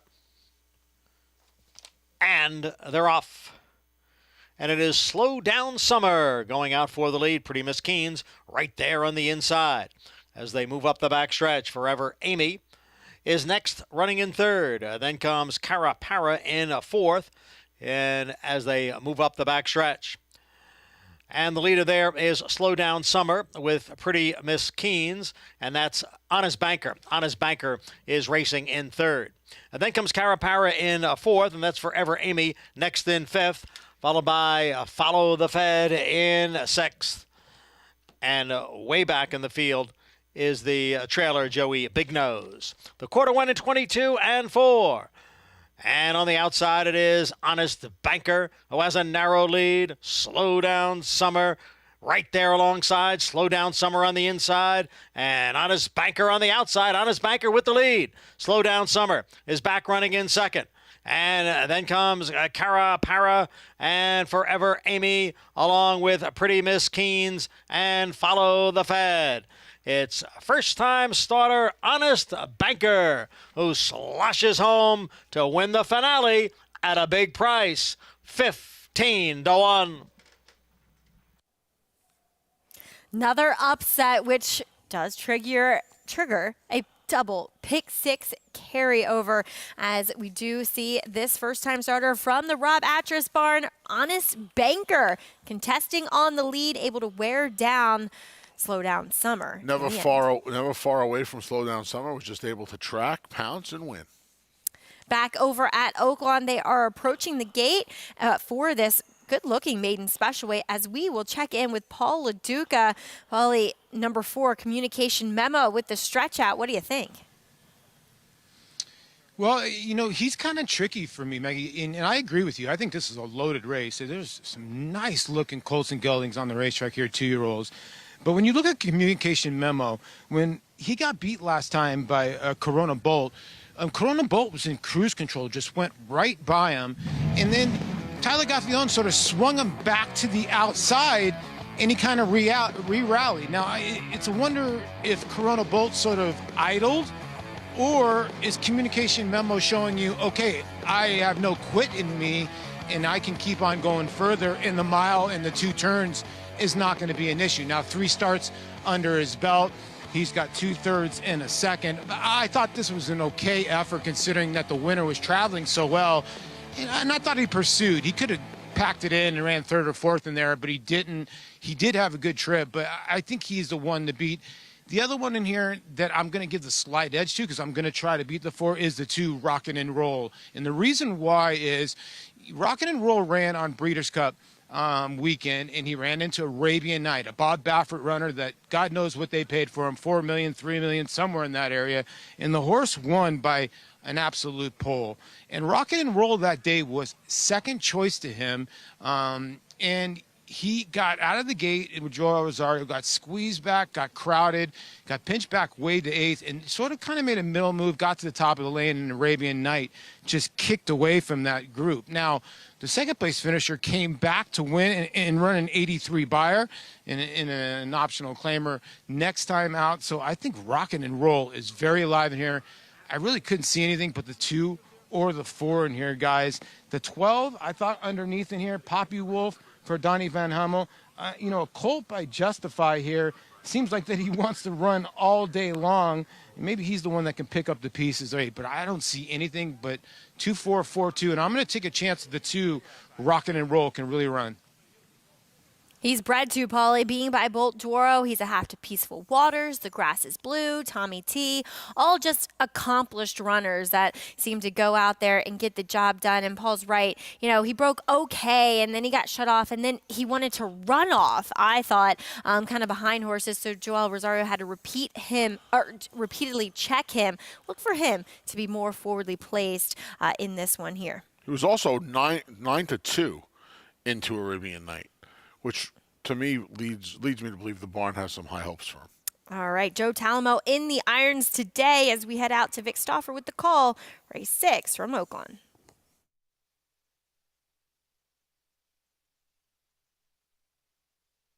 They're at the post. They're off. Communication Memo and a hard scent.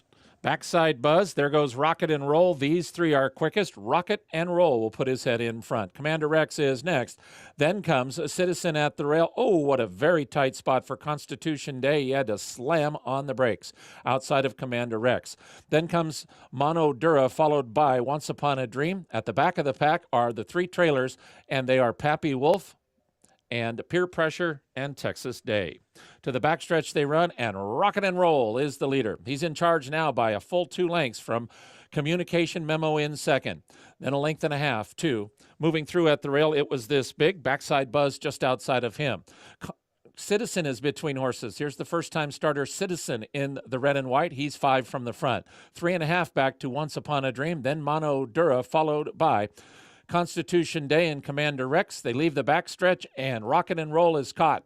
Just 3/4 of a length now to Communication Memo, and It Was This Big. Rocket and Roll just in front.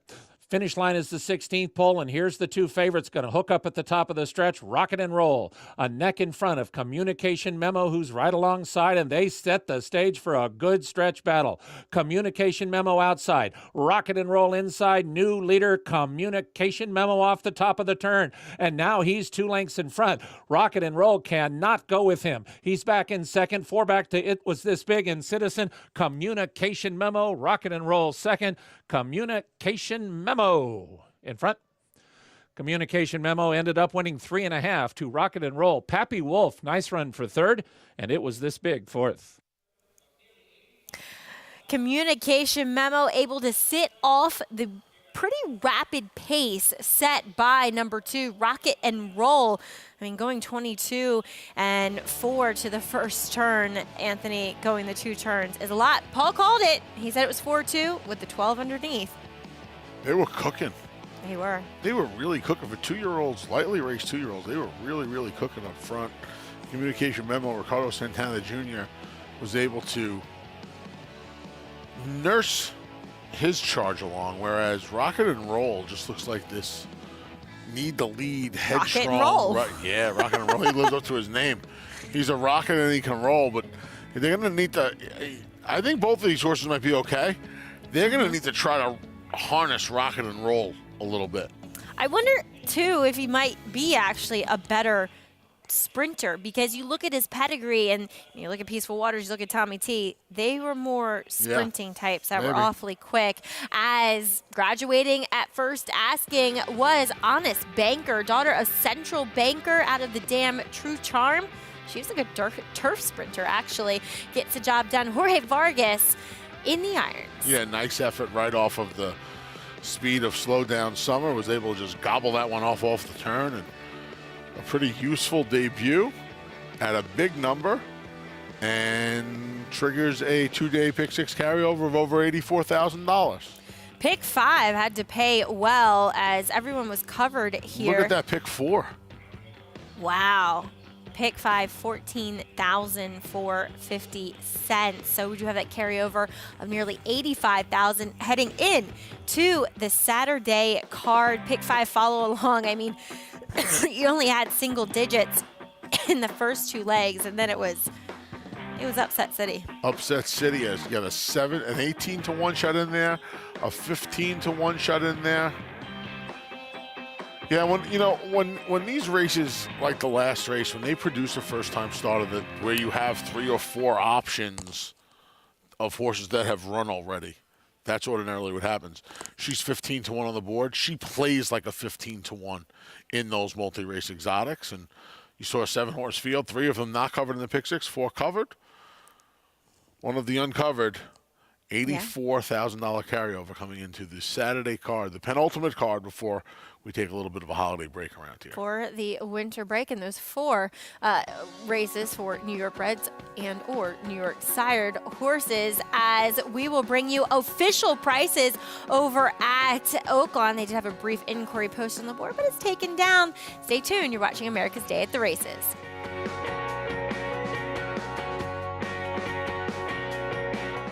The return of Sunday Silence. Sunday Silence surges to the front. It's Yoshida in front.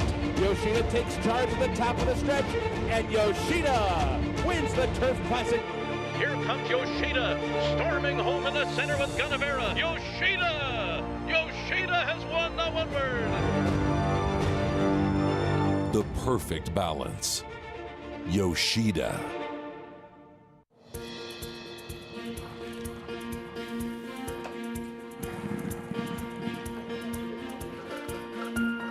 We take pride in what we do. For me, it's more of a passion than actual work. I'm an assistant trainer. Carpenter.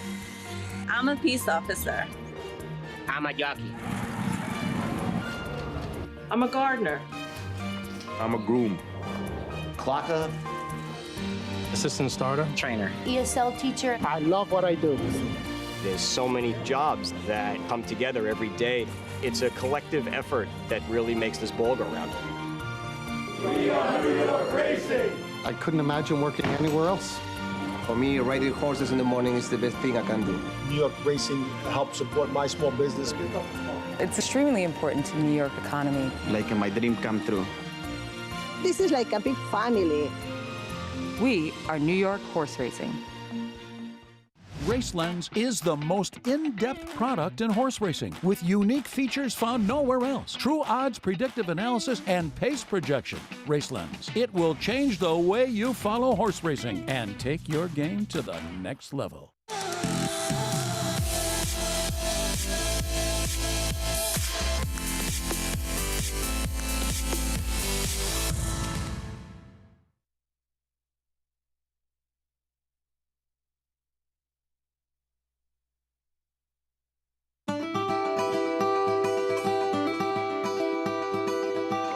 Everybody, welcome to Claiborne Farm.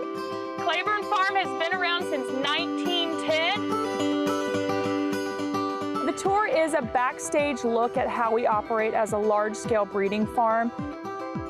These are parts of the farm that have always been off limits to the public. You know, you would only see these barns and these horses up close if you worked out here. So it's been really exciting to open that to the public, to show that end of the industry and just spread that knowledge. You know, you take a group out, they get to scratch on a mare and foal, they think it's super cool, and hopefully create a lifelong fan.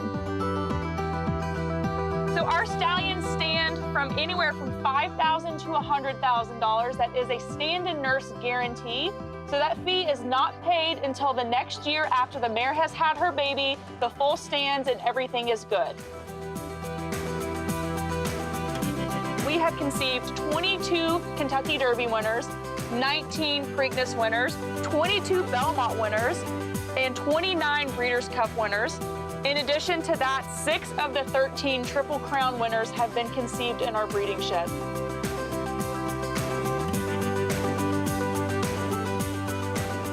So I'm always excited to, you know, spread the knowledge that I've had, share this passion for the breeding industry that I've had basically my entire life, and just spread the wealth. Basically, all of our tours are sold out. That's just absolutely fantastic. Sometimes we'll try to sneak in 1 or 2 extra people onto the trolley. It's a yearling colt field. Actually, this field is home of 2013 Kentucky Derby winner Orb, as well as Breeders' Cup Classic winner Flame. The cemetery is extremely popular. It's on both types of tours that we offer, so the trolley tour and the walking tour. People travel from all over the world to see Secretariat's grave. So it's really exciting to see people's reaction to seeing that. Secretariat, the 1973 Triple Crown winner. I just want to thank everybody for coming on this tour. This is a tour that we've been really excited about. We're really excited to open up this side of the operation to the public.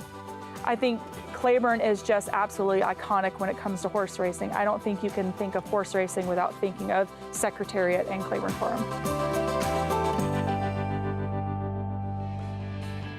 Welcome back to the program. It's America's Day at the Races. We are proudly brought to you by Claiborne Farm.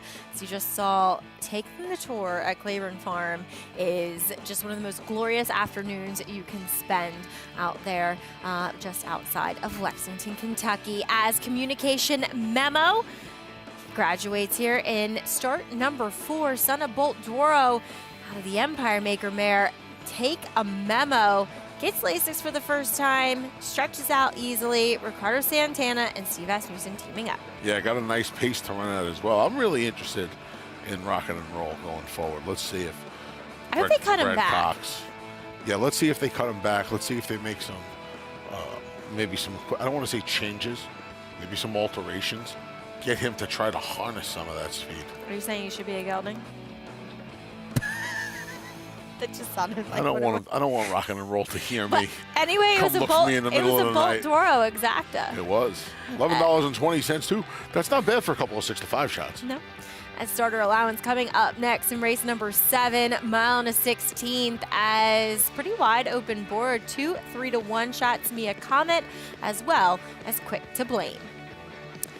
Well, the Game of Silks program continues. Hit me. Again, I'm still not sure who I need to pay off to get some good horses, but Big A, let's see. Let's see. I'm ready. The train's here. Who is going to be your next one? The envelope, sir.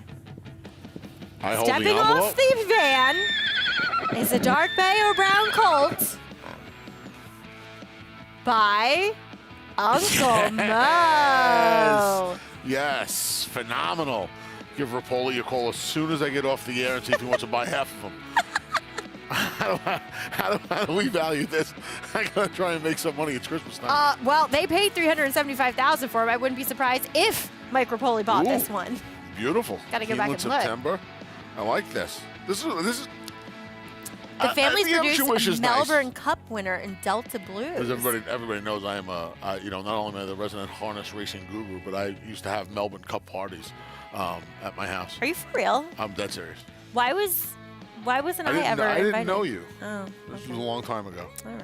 Sorry, Maggie. We'll have a Melbourne Cup party this year. We've been covering the race on American Day of the Races. We'll have one this year coming up. All right, I'm down with that. 11 months to plan it.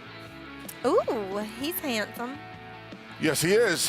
Very athletic looking. I like it. All right. I like it. He looks just like me, this horse. Tall, strapping, handsome. Good.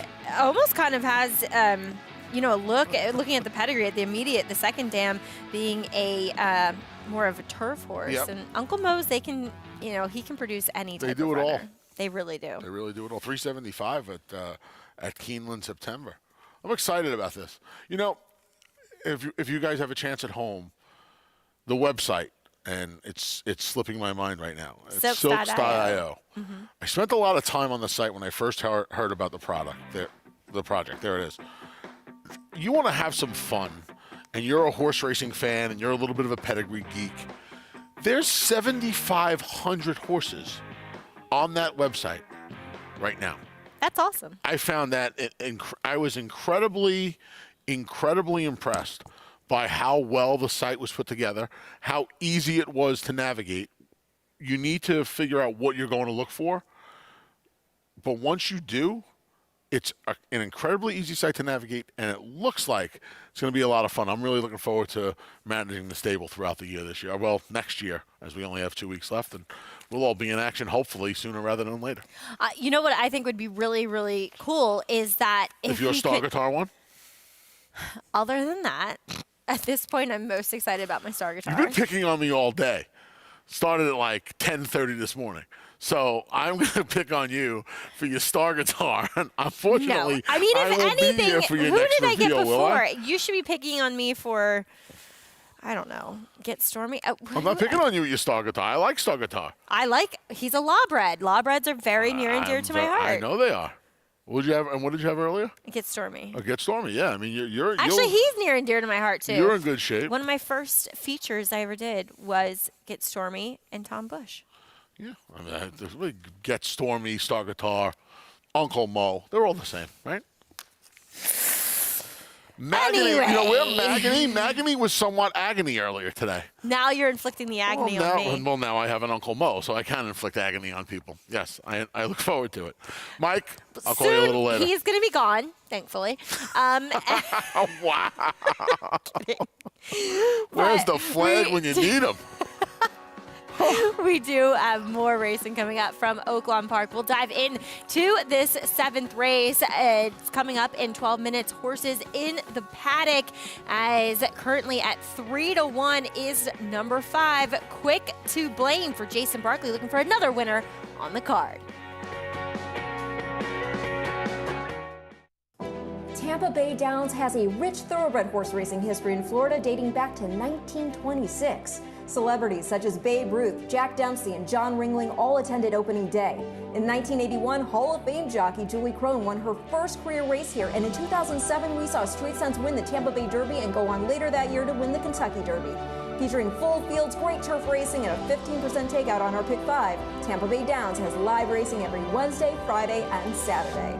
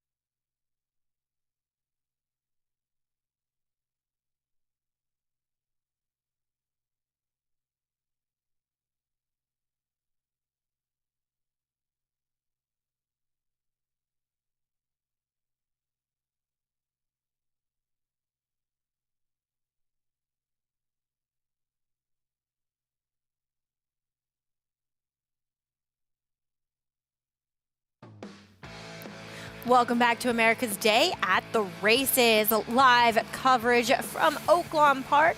Still heading your way. And we are brought to you by America's Best Racing. For the love of the race, check out americasbestracing.net. On the track, called to post. Can we hear it? No. There it is. Ooh. Fancy. Wow, that was a very melancholious. I know. I kind of liked it. Yeah. It's kind of representing my feelings right now as you're leaving. Oh, no, now all of a sudden she wants to be nice. Wow, this is unbelievable. And she knows it'll work, too. That's the worst part of the whole thing. I'm such a sap. I work my angles. Oh, my God. I got no shot in this life. I have zero chance in this life. I'm surrounded by it. Zero chance. The one looks very good on track, and that's Mia Comet. And he'll be going first off the claim for Matt Shire for this mile and the 16th. This one's for 3-year-olds and up, which have started for a claiming price or less, or 50 of less or less. Wow, I can't talk. There are times when that angle, first off the Matt Shire claim, is a dangerous one. It seems really cyclical, though. There are times where they don't lose, and there are times where they can't win. I don't know where we're at right now with the new meet. Yeah. And that's kind of the problem. And the board reflects that, right, Max? 7-2, 4-1, 7-2, 7-2. Nobody knows where to go. Yeah, well, Rafael Bejarano will be in the irons for Matt today. Did pick this one up off Ron Moquette off of a second-place effort. Yeah, it gets back around 2 turns. I think this horse's races are better with a little less distance, but I agree. We'll see how he does off the barn change. The gray Son of Mohamed rewire first off the claim for Joe Sharp. Yeah, he was first in for the tag last time. It was his first win in 5 tries. We'll see what happens. Taking off of Brad Cox, tough thing to do. Another one first off the claim, Shinnecock Hills. This one comes off the Rudy Brisset. This was formerly in Todd Fletcher's barn. there's a lot of things not to like about this one. Here's Jason Barkley's charge. He's looking for a second win on the card. Brad Cox broke the source's maiden for a tag. He's run him 3 times. Barkley, a second, and then 2 off-the-board finishes, followed by a 3-month break. Bentley Coombs sends out the other gray, Deep State. I don't know what to do with him. He has some good races on his card, but he also has some real clunkers in there. Yeah, was able to capitalize on that pace collapse last time. His number 7, Unified Dreams, just went by. Number 8 is Conspiracy Fact, part of that pace that came apart. Unified Dreams was a little interesting to me. Conspiracy Fact, first off the claim for Greg Compton, who does really well with his claims, over 21%, over 20%, and just around a $3 ROI.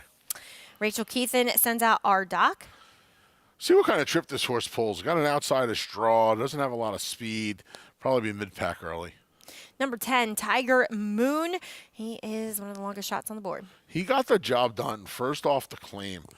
He got his claim for 10, broke his maiden for 40, and then we didn't see him for 6 months. The truth of the matter is, Maggie, this horse did not run that poorly last time. I agree. It kind of looked like a horse that just absolutely needed a race. He gets back to where he broke his maiden at the same distance. I don't know where that maiden win came from, but I'll say this.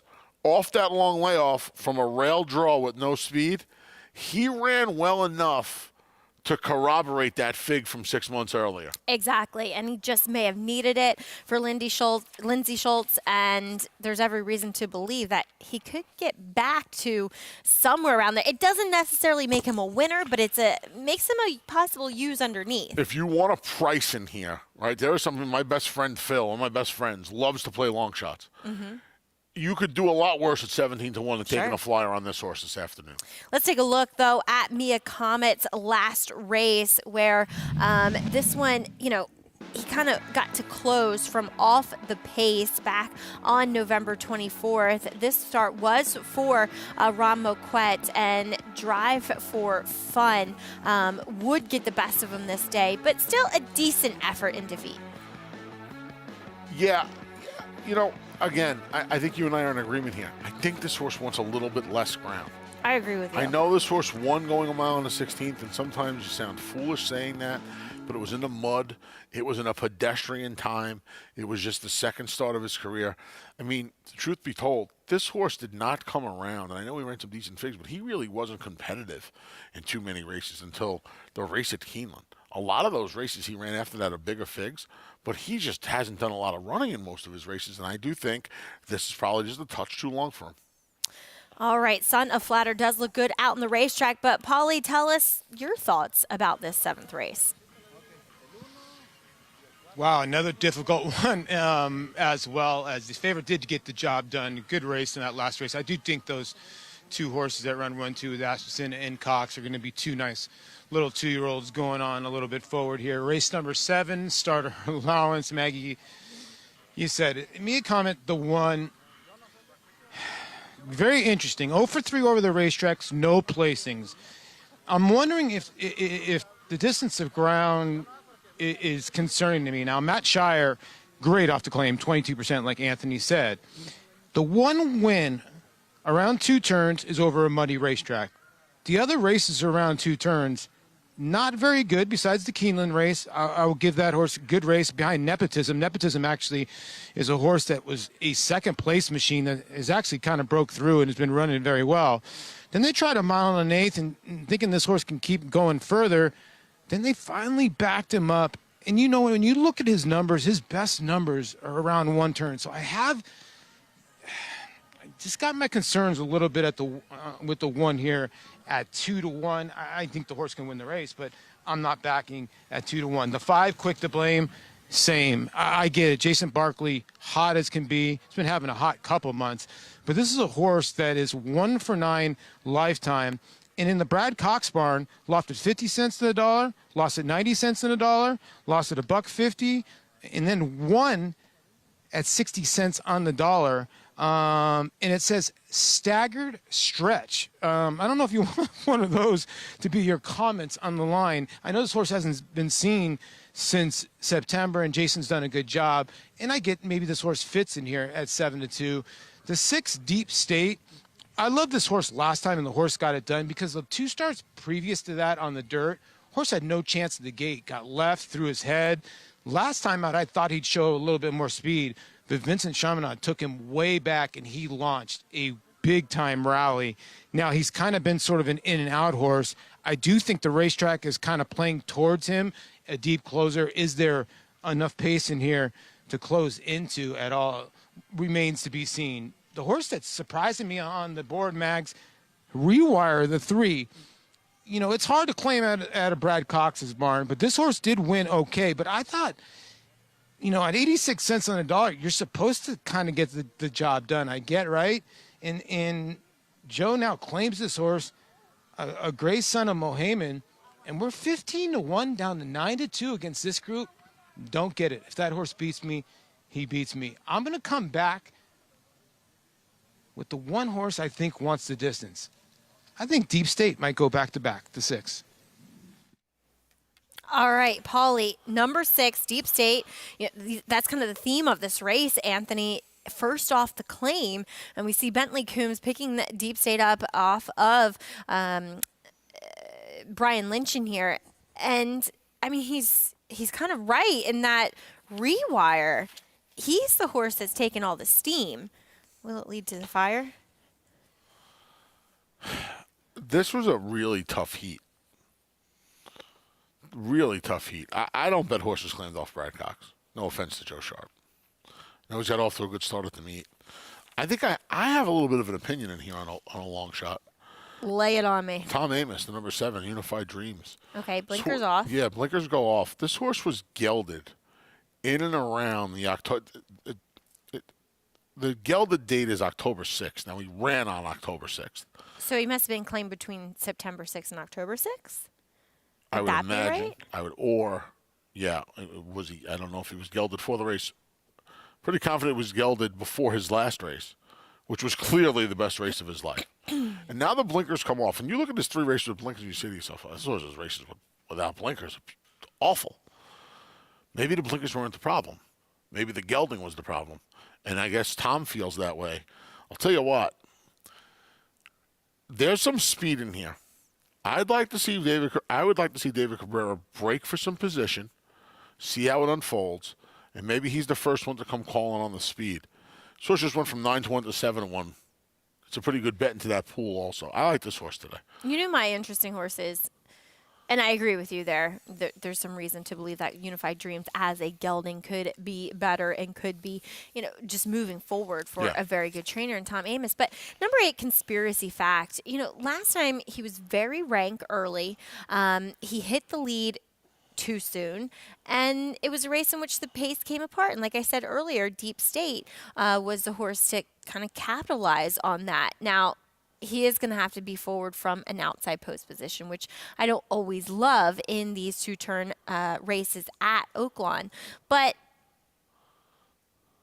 I just think that he kind of had a little bit of an excuse in his last race, but still ran well. Now, he does look a little bit cheaper on paper, and this is an ambitious spot first off the claim. But at 16-1, he's one I'd kind of be willing to take a look at here. Okay. To use.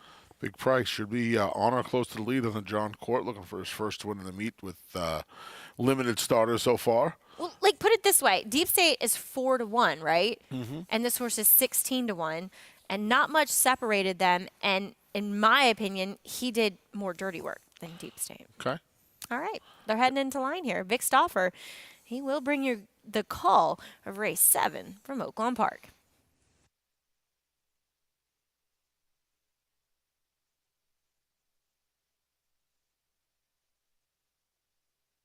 Last to load is Tiger Moon.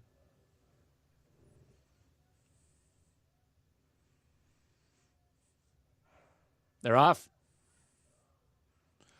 Quick to Blame and Unified Dreams shows speed. Mia Comet's on the move at the rail. Conspiracy Fact in the center. Rewire just in behind those leaders. Then comes Tiger Moon, followed by Deep State and Ardoc, and the early trailer is Shinnecock Hills. Mia Comet to lead to the backstretch.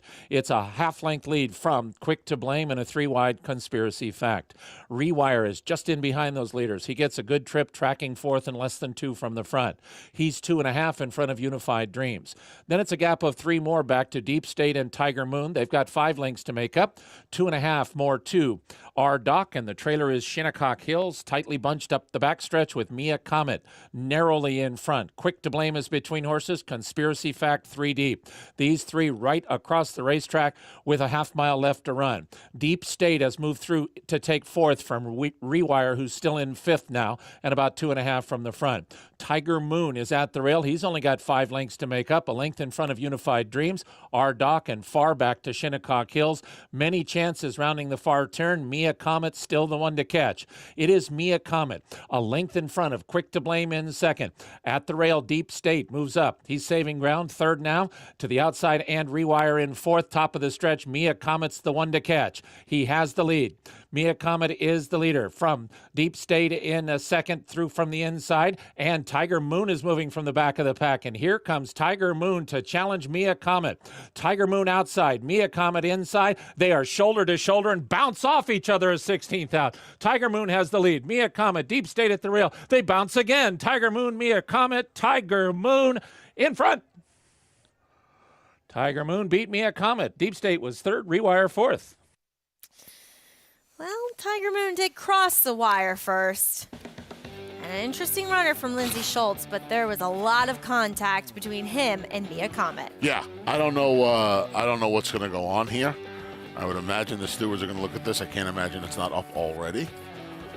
But this horse, you know, I almost talked myself into betting this horse today. And right about now, I'm kind of glad I didn't. Because there's a brush there, and it certainly looks like Tiger Moon is leaning And then, in. like, once he gets clear, he cuts him off. Yeah, right there. And even more so right here. That one. I mean, that's right at the wire, but I don't know. That might be the Let's icing check out on. the head That on. might be the cherry on the sundae. Here's the Yeah. head on. This will tell a much better tale. Roll that beautiful bean footage. No, I'm kidding. Well, that was incidental. That was incidental, the first one. You want to fight over this too? That was incidental as well. So it's going to What do stay you up. mean incidental? I mean, if any, it's the horse doing it, but still, that doesn't. They're coming. They're kind of coming together. I think. I don't think it was anybody. I don't think anybody's at fault here. Paulie, what do you think here? I'm not thinking anything because I haven't seen anything. All I know is I'm right on the finish line.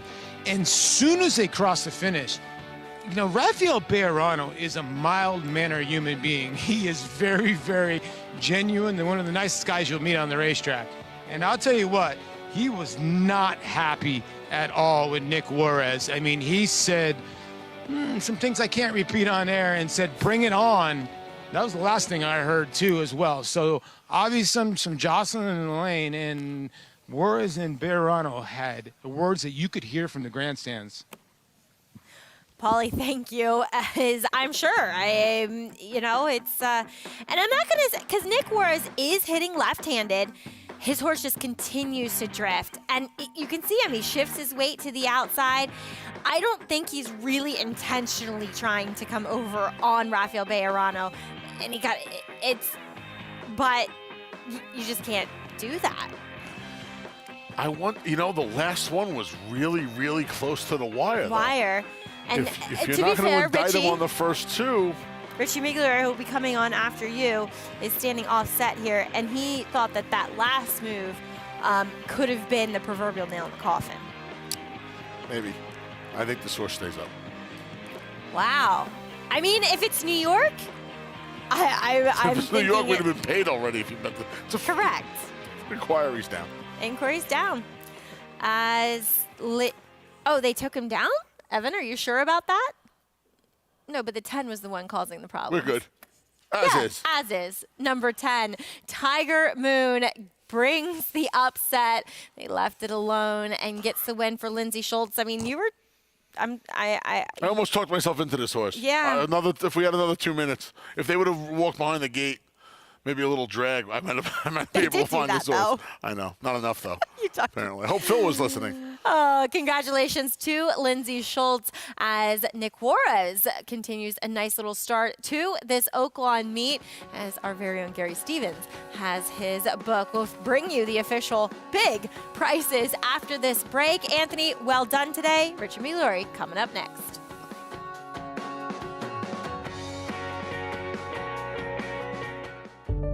Whatever you use to predict future stallion success, breathe slowly and gaze at the desert's first great championship race.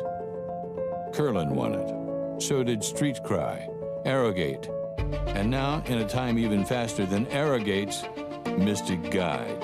The cold hard fact is, after this, he was rated the best horse in the world. Mystic Guide. New to Darley.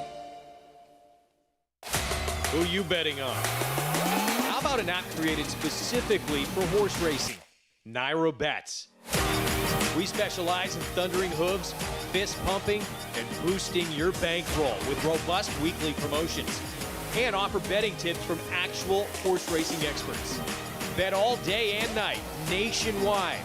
Get the action and thrill of horse racing with Naira Bets. Connect, a Grade 1 winning millionaire and the best son of Curlin at stud to date. Physically impressive and dominant on the track. Winner of the Grade 1 Cigar Mile and the Grade 2 Pennsylvania Derby, where he defeated Gunrunner, Nyquist, and Exaggerator. With Grade 1 winner Rattle and Roll in his first crop, along with Grade 3 winner Hidden Connection. Connect, a proven winner on the track, a proven stallion in the making. Racetrack Television Network brings you every race, from every track, on every screen, every day. With monthly packages starting as low as $5, RTN gives you great value and access to more live HD streaming and race replays than anyone. Visit RTN.tv today to sign up and watch on almost any device, including Roku and Amazon Fire. RTN has packages that start at $5 per month.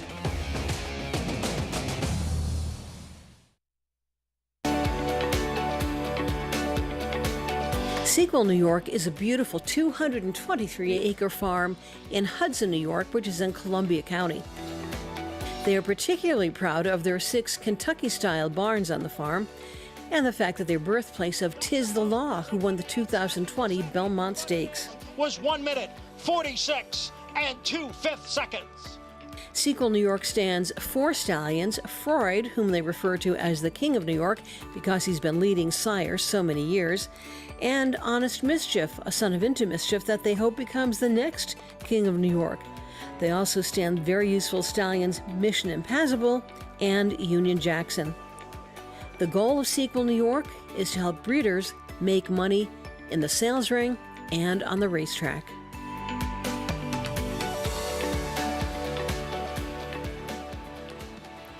It truly does pay to have a New York bred. And for more information, you can check out nybreds.com.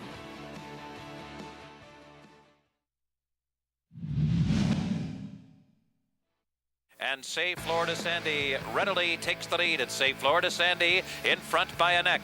On the inside, Whitfield second, but here's Crossmorant trying to make a race of it as they come down to the last furlong. Nothing left for Whitfield, and it's Say Florida Sandy, and under a hand ride, it is Say Florida Sandy. Richard Miglori looking back for competition, but there will be none.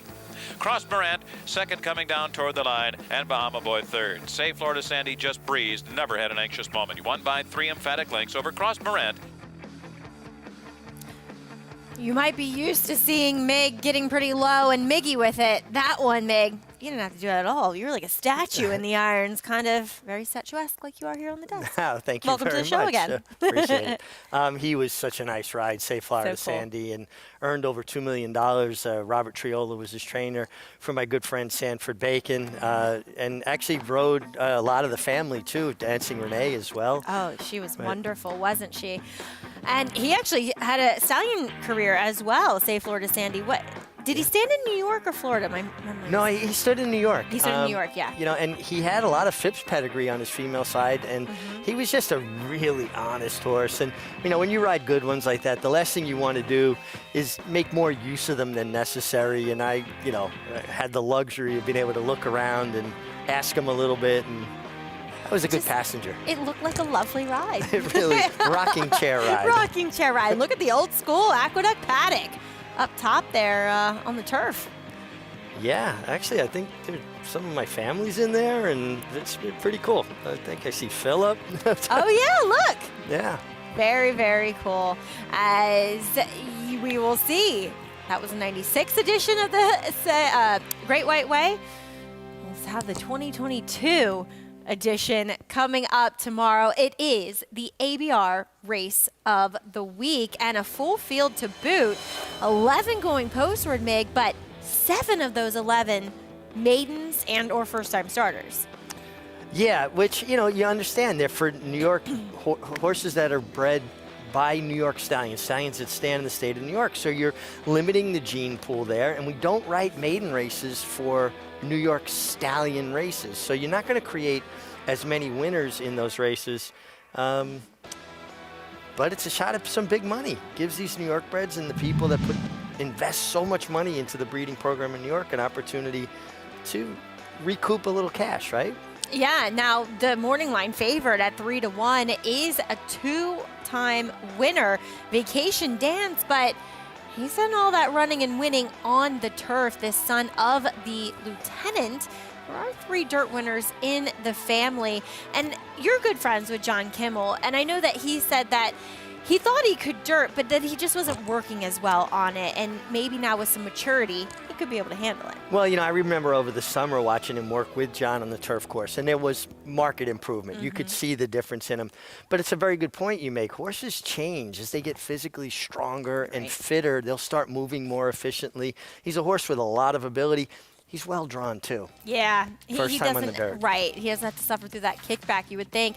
And like I said, there's only, 4 horses who have won races in this field, 2 of which have done it on the dirt and 2 of which have done it on the turf. So there's only 2 dirt winners in this field. And Jackson Heights, talk about maidens win stakes, he did just that. 2 starts back in the Bertram F. Bongard, winning that 7-furlong contest with the utmost ease and pulling off a big upset at 24-1 that day. Yeah, with a big closing kick, and he's a horse that's hoping that things heat up on the front end and help set up for that turn of foot that he showed here. He's got Javier Castellano, who, we've talked about it a lot pretty much all year. Just a real reemergence of his career, has found his form. And the horses, already won a stake at the 7-furlong distance. Has to work out a trip from the rail. Yes, that's probably the biggest drawback with him, and maybe a little bit disappointing. I thought didn't run poorly in his last effort, but he did take a lot more money that day coming in off of that victory. Well, the fillies will be on tap in race number 7. It's the 5th Avenue edition of this New York Stallion Series, as we will see Le Bon Temps. She will be your 8-5 morning line favorite. She comes off of an upset victory in the Maiden of Mistakes. Yeah, going a mile, and she kind of had that grinding style, right? She just kind of keeps on and stays, not what you would say a turn of foot, but from the inside, she's going to have to get forward position. She has shown decent enough speed before. You could just see, though, Luis Saez, to me, this is like a typical bicycle horse, what I like to talk about. Just pedaling, constantly pedaling. She's lingering on her left lead. Looked like she was struggling to get by. In spite of the fact that she didn't change leads, she kept resolute to the task. She did. And, also, as we talk about horses change, they pick up a little bit more experience, a little bit more professionalism, and often they can get it right in their next start and switching leads, as she will go out for Mike Maker and Deuce Greyhouse as well. Jose Lascano tapped to ride here this time. That'll be her 5th different jockey. As we'll check out Midtown Lights. There are more dirt winners in this 5th Avenue edition, and Midtown Lights does come off that maiden breaking score. She did switch to the main track, albeit a sloppy one, with success. I was in the paddock this day, and I wasn't sold on the fact that she was going to really take to the surface switch. Now, I do think she was probably aided a bit by it being a sloppy sealed track. And now we've had weather. I don't know when the weather's supposed to clear out or what kind of track we'll have tomorrow. But I think everything being equal, I would almost lean towards the inside horse if it's a different kind of racetrack. I liked FEMA Funds actually in going into that race, and I thought she ran very well, showing some speed, and then kind of had to be pushed down to the inside where it's a lot wetter, a lot more of that water accumulates. And it seemed like on that particular day we were seeing a lot of that. Horses with them were kind of drifting down towards the inside, and then I won't say bogging down, but definitely not getting the best of it. Well, we still have some more live racing on today's program, and we'll go back to Oaklawn Park, their 7th race in the books. Wow, Mitch. Mitch, put... I don't know what's happening right now. Stay on our toes. Yeah, exactly. I'm like, the Derby? It's Derby time? Anyway, 10 Strike Racing, they go back-to-back here as Lindsay Schultz gets the win with Tiger Moon. She definitely has improved this young son of Upstart, just a 3-year-old, and you got to think a lot more upside still to come. Tiger Moon, and it wasn't without controversy, this victory, or you were watching this race offset. But at the end of the day, they left it up, and I think we both surmised that they left it up because Nick Juarez was trying to keep this horse from lugging in. Nick Juarez did a tremendous job keeping this horse as straight as possible, and at the same time, you're walking that tightrope, allowing him to go forward because you want to preserve the victory without bothering the horse inside of you. I thought the last step in was maybe one that we're going to take a long look at, but the fact of the matter is it was right on top of the wire, and I do think Tiger Moon had the race won at that point. Yes, as Mia Comet did have to settle for second, Rail Rally by Deep State for third. Horses in the paddock for today's 8th race. It is the featured allowance, and we do see number 5 in here, Fair Dinkum for Joe Sharp, coming in off of a 3rd place effort in this condition last time out. He's your current favorite. More to come on America's Day at the Races.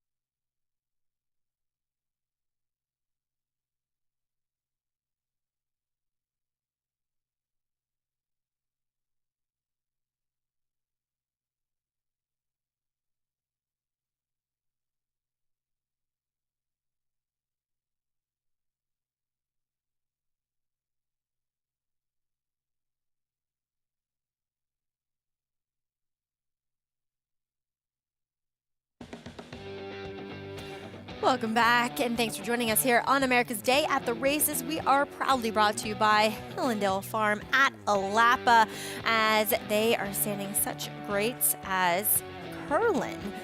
And they proudly bring us our show each and every race day. Oaklawn Park, their featured event on the track, and Fair Dinkum at 2-1. We see Film Star at 5-2, but possibly the horse that's a big price right now is number 4, Speed Bias, who has a lovely pedigree, Meg, and is going out for Ron Moquette, who just got off to quite an auspicious start to the Oaklawn meet. Really sharp start for him. We'll talk more about that. Sees the night, kicks things off, though. He's a stretch out and a first-time gelding. Yeah, and he came off a very long layoff to run 5 furlongs in a sharp pace race. I think this was a little sneaky from the rail. All right, as number 2, Jolly Tommy for Cipriano Contreras. Yeah, it took him 9 tries to break his maiden, but he shows up and tries hard every time.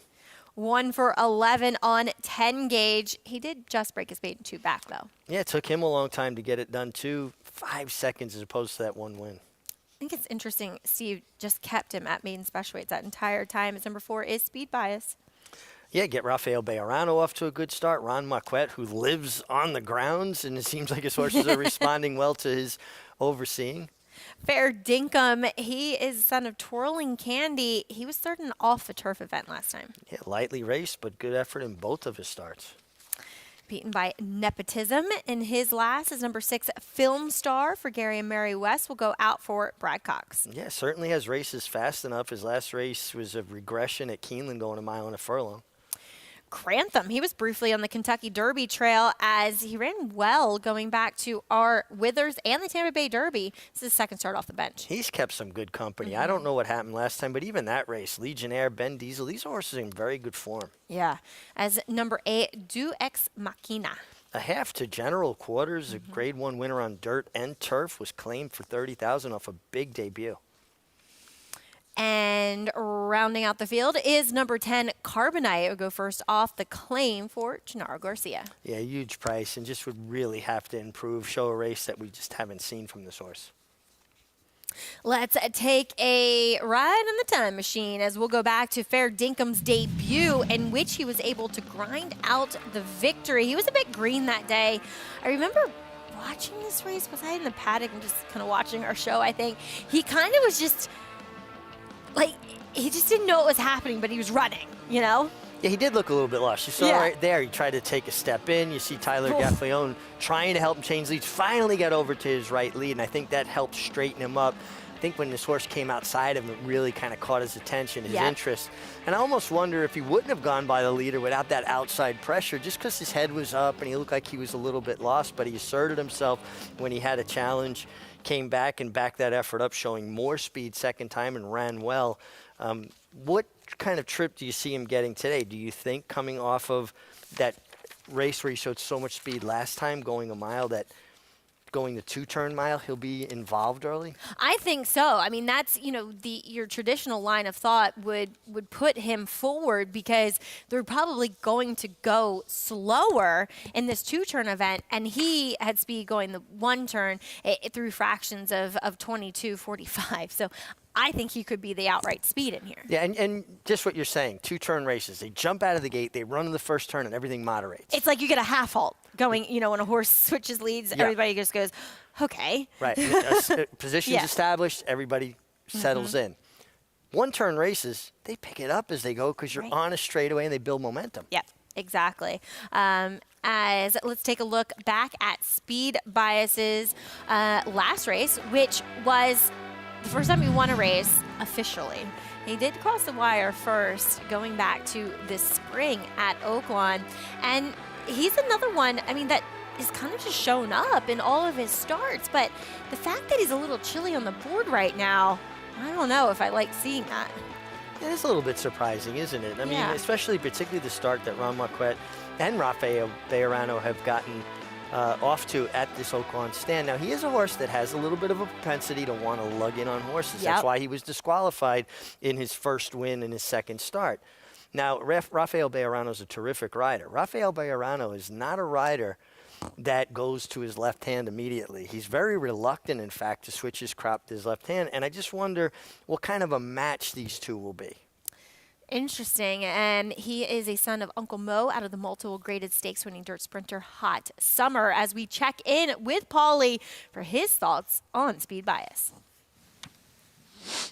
Hey, Mig, you should know your jockeys a little bit better because in the last race, I don't know if you were watching, obviously you were, the inquiry, Rafael Bejarano got off his horse and told his trainer, I couldn't hit the horse right-handed because Nick Juarez was on top of me.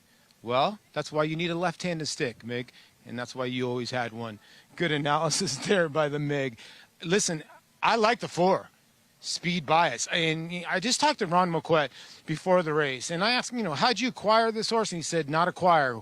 We bought this horse after his race in June when the horse went 1 mile and 3/16. Now, when a horse runs for 1 mile 3/16 in his third career start, under Brad Cox's care, I would think Brad was thinking, okay, this horse has got no distance limitations.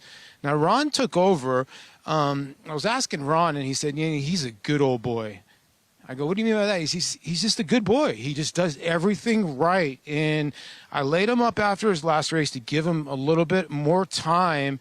And I really think he's a kind of horse that could be something special. So, at 7-2, I'm kind of with you, but this is such a tough event that, 7-2 is okay. Now, Fair Dinkum, the 5, I'm against at 7-2. I do believe that first race was a good race. Why would you go and then go on the turf? I understand the horse that day was 3.5 to 1, but again, lost to Nepotism. Nepotism was a horse that really liked to run second place finishes, and a kind of horse that, usually was the bridesmaid and is starting to break through a little bit, but I'm not really in love with the 5. The 6, Film Star. What do you do at Film Star? Bang up race, winning by 11 in the mud. Was it the mud? But then comes back with a good race. Got beat by Uberkirk, a really nice runner actually for Dale Romans. Gulfstream Way is a pretty good runner. Then he comes back at 1 mile and 1/8 and just kind of didn't run a step. But if you watch that race, Florent Giroux in the last I would say quarter of a mile, did not pursue it all after this horse got left crowded. He tried to make a move on the far turn, just never could get to the leaders, and then Florent just wrapped up. So if you like that horse, maybe give it a second chance, but no way as your favorite at 5-2. And then the last horse is Grantham, the most confusing horse out of all. A horse that, was in the Withers, was in the Tampa Bay Derby behind the Preakness winner early voting, comes back to Churchill off a long layoff and just can't say anything else but a clunker. And you're wondering if this horse can get back to where he was in March or so. And I would think so. Michael Maker and Ricardo Santana, they do good work together at 5-1. But I like Speed Bias, and I think this son of Uncle Mo has got a future. All right, Paulie taking the 7-2 on Speed Bias, but he was mentioning Meg Grantham in here, a horse that, if he can get back to his early 3-year-old form, would be a major player. Yeah, I thought the company he kept early in the year points out that he was legit. He was second in the Tampa Bay Derby to Classic Causeway, who ultimately maybe turned out to be a better turf horse, but he was showing he had ability on the dirt as well. And he was chasing a pace last time, and then he just stopped. Maybe he needed to shake off the ring rust, but Legionnaire is a very nice horse, half to Art Collector. Mm-hmm. And I just thought he was interesting. I think, him having an opportunity to shake off that ring rust, he could be interesting. I think a horse that you got to, take a little bit of a look at. And it's a little bit of a stretch, and I get it, is the one Seize the Night. This horse broke his maiden at first asking, came up to Saratoga for the Sanford where he stumbled at the break and was beaten over 25 lengths. And he goes to the shelf for an extended period of time, nearly a year and a half, right? Yeah. Comes back in a very sharp pace, 5 furlong race, and I actually think he showed run that day. Now he shakes off that ring rust. He has a little bit more fitness. He has the rail. And how many times have we seen a Wayne Lucas horse jump out to the lead with an inside post position coming off a sprint and win at a big price? Comes back as a gelding. I just thought this was a horse that if I'm playing this race, I'm going to use in my exotics. And has a rider in Michel,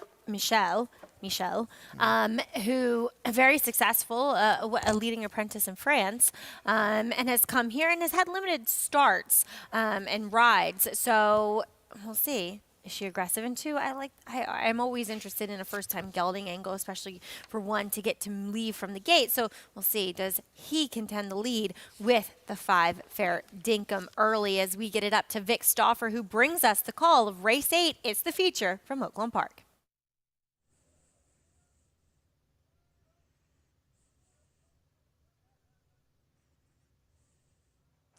They're off. Fair Dinkum broke outward, no good for Film Star, who had to check off his heels. Deus Ex Machina goes out for the front from Seize the Night, who's asked for speed. These two go very fast. Carbonite away in third. 10 Gauge and Fair Dinkum are fourth and fifth. Then Speed Bias and Film Star, followed by Jolly Tommy, and the trailer is Grantham. It is Seize the Night and Michael Michel, the leader. To the backstretch, a 2-length lead over Deus Ex Machina in second. Fair Dinkum secures a good striking position. 3 deep in third and 2 from the front with 10 Gauge at the rail. Then it's a lineup of 4 headed up by Film Star, who moves into fifth just outside of Speed Bias. Then comes Jolly Tommy and Carbonite, and the trailer is Grantham. They run past the half-mile pole, and Seize the Night is still the leader. Seize the Night a length in front of Deus Ex Machina in second.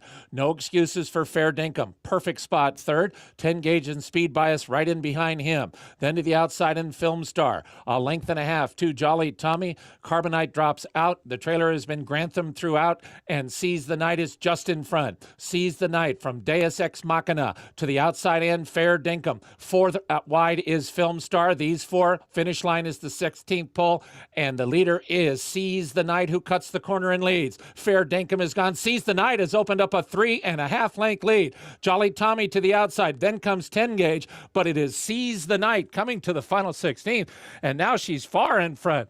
First Oaklawn win for Michael Michel. Seize the Night. Seize the Night beat Jolly Tommy. 10 Gauge, maybe Speed Bias for fourth. What a big victory by Seize the Night. Michel with her first Oaklawn victory, and a really nice analysis by you. He didn't even break that well, but she was aggressive. And she was able to get up in there before that wave folded over on her, and the horse got so comfortable. You could see midway down the backstretch he was really enjoying himself. Was he going to be good enough? That was another story. He certainly was. And we've seen this movie before. You know, Wayne Lucas on the stretch out with an inside post, and a horse keeps finding. Willis Horton Racing, such a, he passed not too long ago, but such a supporter of racing in Arkansas for so many years. I tell you, every time I was out there and for the big race days, and they generally had a horse running, he was there. Yeah, he loved it. He loved it. Biggest smile on anybody's face was on Willis Horton's face when we found him in the winner's circle. So a massive congratulations to the coach as well. Looks good finishing on a horse. She does. She looks, I remember watching when she first came, in the spring of this year to Churchill, and she looks stronger now than what she did. I think that she had something to overcome. I don't know if it was an injury. My memory's failing me right now, but like anybody, when you're coming off the bench, it takes a little while to get your strength back, and she obviously has improved. Yeah, I mean, I haven't watched her ride closely before, but watching her finish on this horse, she was all together, very tight, very balanced, and in rhythm with her horse. She looked good. Good. I hope she has a very successful and prosperous meet at Oaklawn, and showing that she can get the job done no matter what price she's on. As Seize the Night went off at 15-1, gets the win over 20-1. Jolly Tommy. I should have at least had a couple bucks on that one. Next, we'll bring you official prices on the flip side of this break on America's Day at the Races.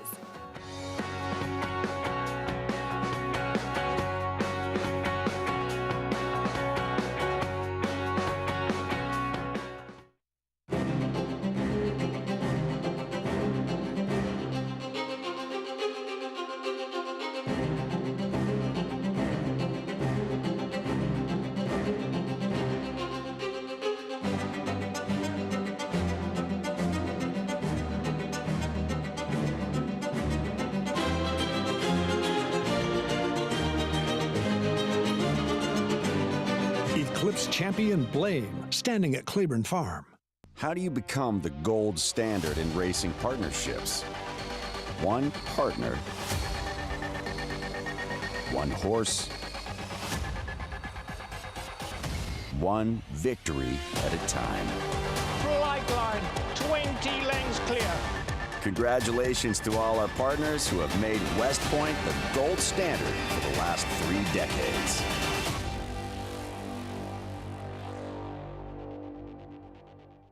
Spun to run.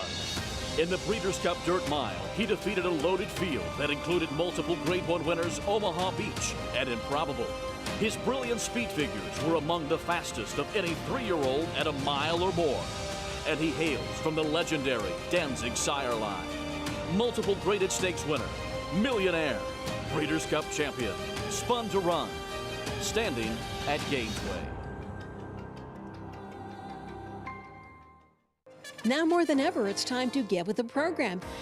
When shopping for your next race prospect, consider that New York breds start with an advantage. Our New York breds run for serious green. At Saratoga Race Meet, New York bred maidens run for up to $88,000. New York bred allowance horses run for up to $100,000.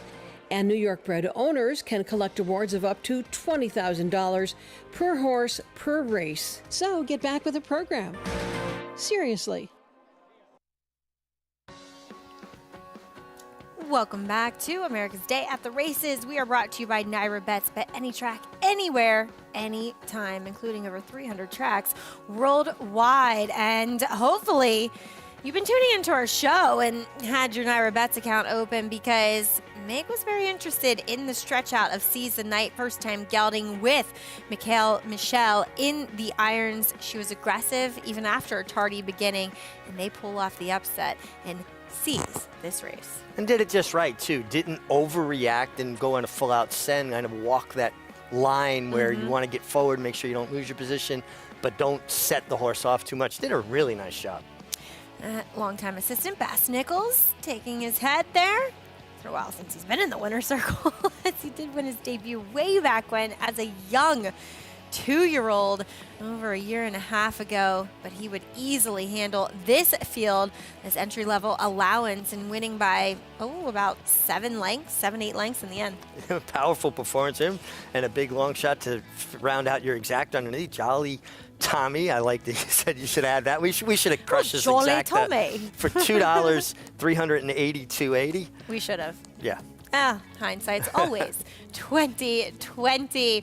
As we will have Paul coming up in a moment as he is catching up with Mikhail. And when you're dealing with, a rider, we don't often see it, but a rider that's had success in a different country and then comes to America, or the flip side of that. I mean, think about Gary Stevens when he went and rode in France and Europe. So how much of an adjustment is it for these riders? Well, it is an adjustment. The races are run different in France than they are here. And obviously dirt racing here as opposed to, just strictly turf or all weather, right? Synthetic racing there.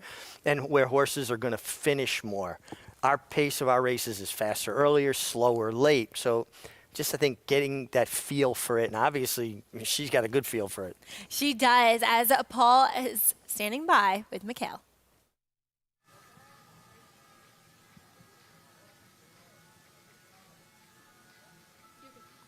With winning rider here, Mikhail Michel. Sorry, guys, I lost my earpiece there for a little bit. And, Mikhail, you got off the horse and you were telling the trainer, I couldn't pull this horse up. I raced this horse a few times and I really like him. So I didn't understand what I was outsider, but he did his job and me too. And I'm really thankful to Wayne Lucas because I work for him now for a few months and I was just waiting to win for him. So now it's done. Congratulations on your first Oaklawn win. And what does it mean to train to ride for a legend like Wayne Lucas? Yes, he's a legend. And I was just waiting to win for him. Every time I told him, please give me a winner. I just want to make a picture with you. But today he's not here, so I have to win again for him. Well, maybe we can Photoshop Wayne Lucas into your winning picture. Congratulations, Mikhail. Thank you so much. Great stuff there, Polly. Thank you. And so great. I think it's always extra special when a rider has been working horses out in the morning or getting on a lot of horses for a trainer to get that win in the afternoon. Yeah, nice to see Wayne reward that hard work. And when you see a rider has an affinity with a horse, you think for how many years the late, great Alan Jerkins would put people on his horses, lower profile riders, because he saw that they got along and the horses responded so well to them. And also he appreciated their hard work in the morning. And I admire trainers that have the strength of conviction to do that. Unfortunately, Wayne had an accident recently coming off his pony 86 years old and breaking several ribs. So our best wishes and good thoughts to Wayne, just an absolute legend in the game. Yes, speedy recovery, I'm sure, watching, sees the night win today, puts him in better spirits. Maiden special weight for the Arkansas breds to close things out on the Friday card from Oaklawn Park, going the 6 furlongs early on in the wagering. I can't believe he's still a maiden, but it's number 10. Hello, Henry. As he's 0 for 11.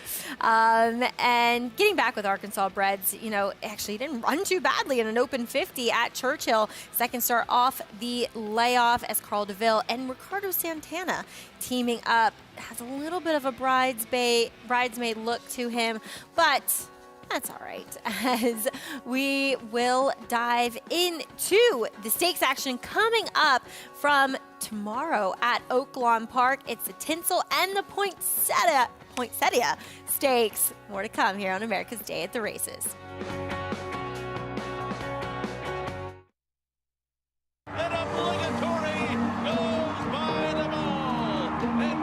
Here comes Malathaat. Here comes Clariere on the outside. They're coming to the finish, and it's going to be Clariere.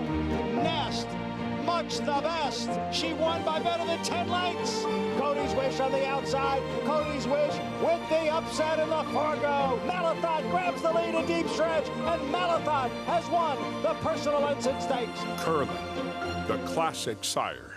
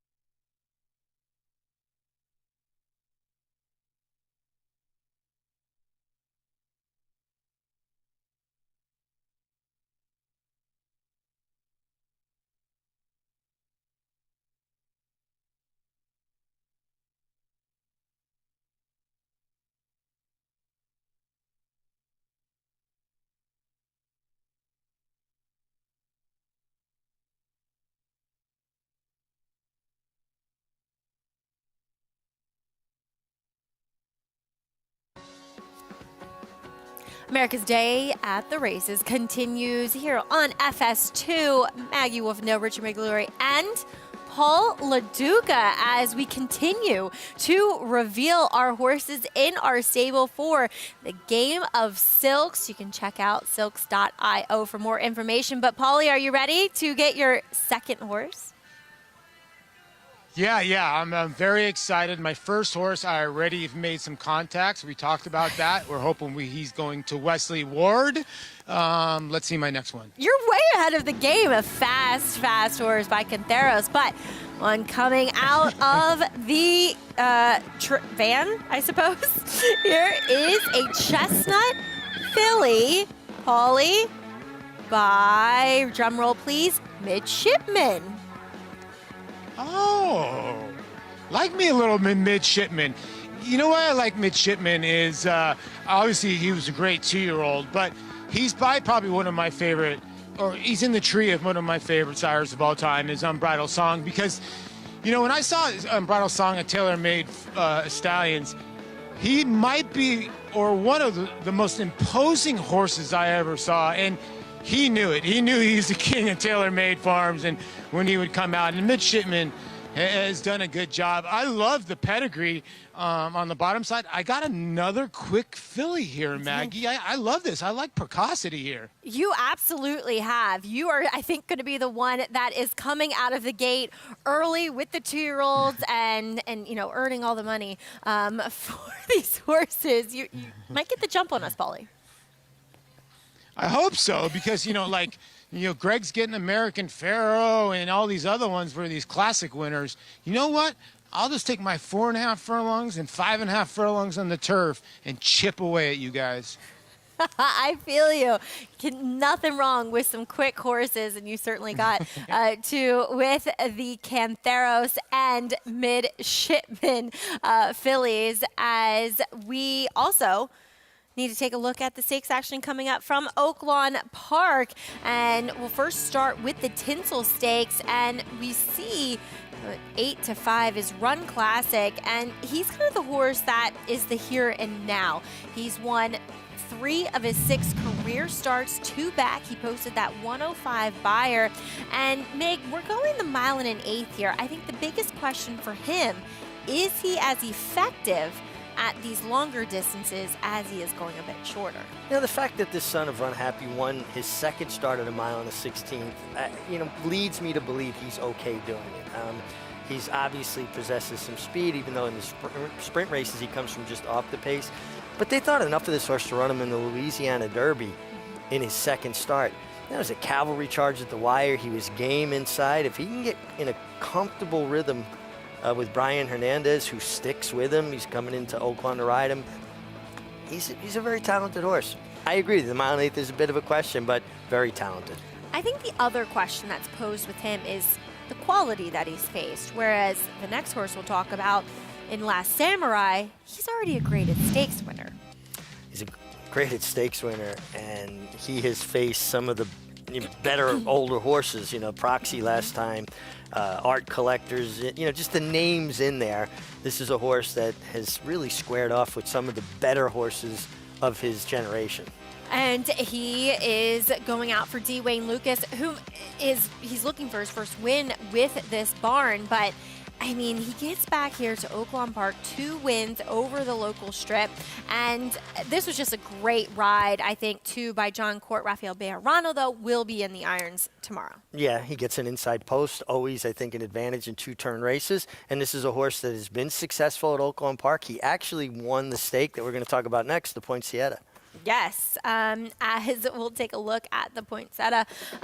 It is for the fillies, and we'll first start talking about Caribbean Caper in this race and breaking from the 2-hole for Al Stall. Let's take a look back at her dogwood. You know, she began her career in such a spectacular fashion, you know, capping it off with this win in the Grade 3 dogwood. And then she's off for nearly a year. She has yet to get back to quite as good form, but it felt like her last start was a step in the right direction in that Thanksgiving Classic at the Fairgrounds. And a filly that's versatile. She's won her races from just off the pace. She's been able to show speed at times. This might be the race she needs to kind of get her back in the center of the beam. And I just want to get this right. Poinsettia. Poinsettia. Okay, I said Poinsettia. Poinsettia. Well, I said poinsettia before. All right, so poinsettia. No, I just want to make sure I get it right. In Brooklyn, we didn't have poinsettias. I mean, so it is an IA. I don't know. It's tomato, I think, at the end of the day. No, I'm going to go with your pronunciation because it didn't sound right when I said it. It sounded right when you said it. Pretty Birdie. She, at times, can show flashes of brilliance and brilliant speed. But we saw, I will say, in the victory ride, she, what did she do? She lost both shoes. Something else happened where she stumbled at the break. She had the shoe repair, and she had glue on shoes, and she lost the shoe that they had to tack on with nails and another shoe as well. And as you said, stumbled at the break. It was just a complete disaster for her going back to that victory ride. You know, sometimes there are races you can put a line through. That's a race you can put a line through. Just everything kind of went wrong. I love seeing those Mary Lou Whitney colors still gracing the racetrack. It's such a huge part of our history. And I love her work pattern coming into this. I like when horses have their fast work the penultimate work before a race. Yeah. And she had 2 back-to-back very strong 5-furlong drills, and then a nice, easy maintenance half mile. That means the trainer's comfortable with where the horse is at, and hence that's why it's called a maintenance work. Yeah, just sweeten them up, make them happy. And I think that's the right move with these nice fillies. As we'll get back to live racing, the nightcap. Full field here of 12 going postwards. We'll kick things off with 9-2 on Devilish Hour. I like this horse. Horse ran against Open Company. Now it's in with Arkansas Breds and improved first start to second start. Makes a lot of sense. Long shot number 2, Sir Peel. Another one making his first start with Arkansas Breds, but he's stepping up in company. Number 3 is Skyped. Makes a nice impression on the racetrack. Yeah, sharp on his toes. 0 for 8, but 3 seconds. Finbar Furry. Foray. Not sure. I'll leave that to you, the 4 horse. Was awkward at the break last time, but would have to improve vastly. Kiss of the Nile, start number 9. Yeah, a lot of opportunities. Didn't run very well last winter at Oaklawn. Classy Sox will switch from turf to dirt for his second start. Ran well, though, in that Open Maiden Special Weight. Yeah, and Mare was a 4-time winner on dirt, and she had speed. And get Nick Juarez, who's gotten off to a nice start at Oaklawn. Chances are adding up for number 7, Excel Joe. Yeah, the 15th try here would be a bit of a surprise. Number 9, Salty Jones, only the second start. Yeah, showed some speed and stopped. Would have to improve, but could with a start under her belt. As number 10, Hello, Henry. As your favorite, 11 starts. Will 12th time be the charm? Number 11, Point Blank. Not a good movie. Yeah, well, it's a good movie. Yeah. Horse ran for maiden, claiming has been off. Now gets started again at Oaklawn. I prefer others. Coming in off of a good effort at Delta Downs last time is number 13, Street Commander. Yeah, ran well the last time. And then you get a first-time starter on the outside, the 14 Storm Strategy. First foal out of a mare that didn't break her maiden, but always showed good speed. Yep, she was 0 for 6 and got a lot of minor awards. Not taking much money, though, at 20-1. More on this race coming up. We also have a few more Silks reveals on the other side of this break on America's Day at the Races.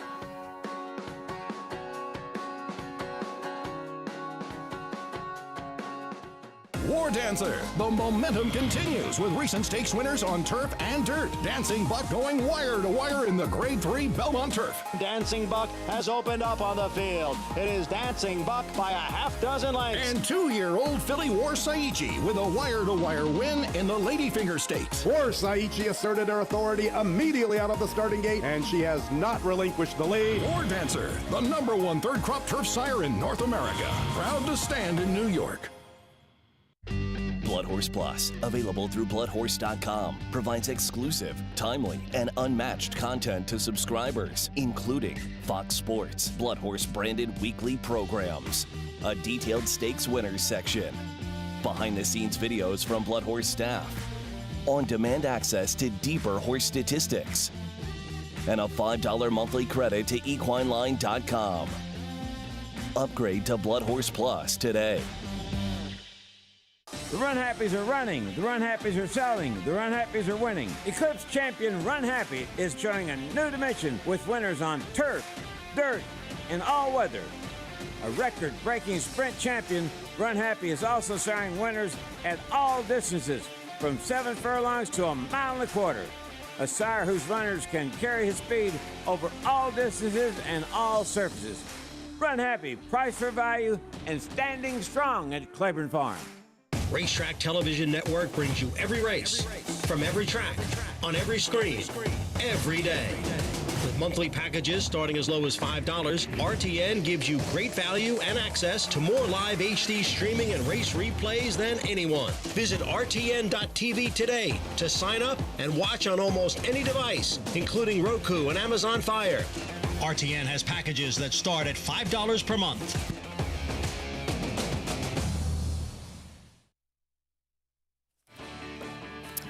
Welcome back to the program here on Fox Sports 2. We are brought to you by America's Best Racing. For the love of the race, check out americasbestracing.net today. As it's time for another reveal. This time, it's my turn again. Richie, as they going to get stormy earlier on in the program, as stepping off of the van is a dark bay or brown colt by, let's see, I was pretty excited. Audible. Freshman sire Audible, who is a son, a perennial leading sire into Mischief.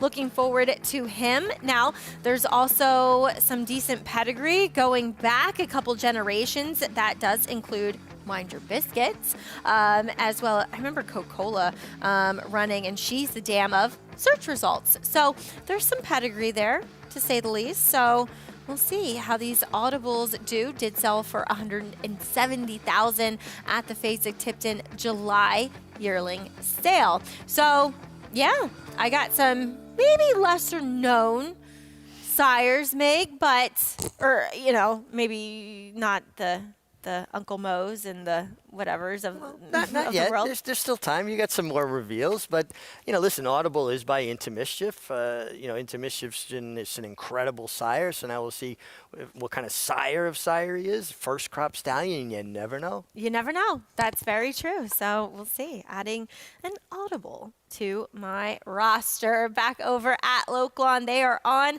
the track for their nightcap as we need to check in with Paula Duca. Thanks, Maggie. Yeah, we're wrapping up the nightcap here in Hot Springs, Arkansas. And right now the board's pretty wide open when you look at this race. And the favorite right now is the 10. I'm going to get to the 1 in here. And if I can get to my farm, Devilish Hour here for Gabriel Saez and Clayton Robertson. This is a horseman running actually in Minnesota at Canterbury Downs.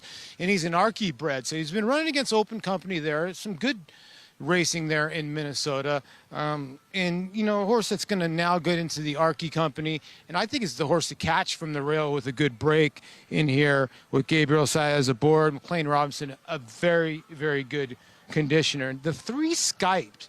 Horse taking a lot of money here. Calvin for Renee Burrell, Hall of Famer.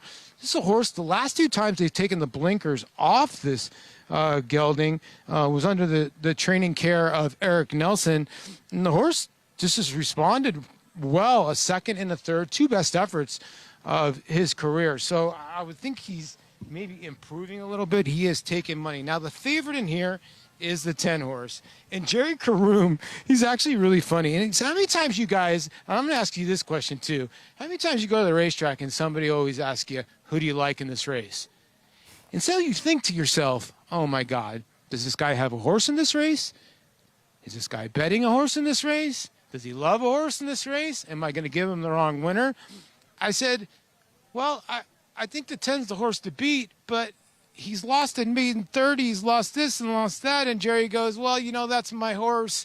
And I looked around and I didn't know it was Jerry. And he goes, listen, he's just the kind of horse that likes to check in second. And I don't know at even money, guys. I know he might have found the right field today, but I'm going to go with the 1, Devilish Honor. And Maggie, I've always put you high up on my list. But point blank, John Cusack and my high school crush Minnie Driver. Well done. That's right. That's right, Paulie. I knew I liked that movie.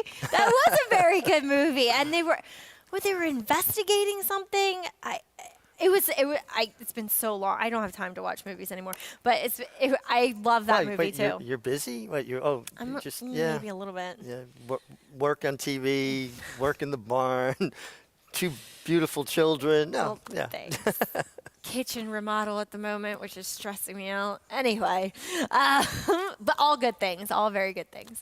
Blessed to have. I'm with Paul with the 1.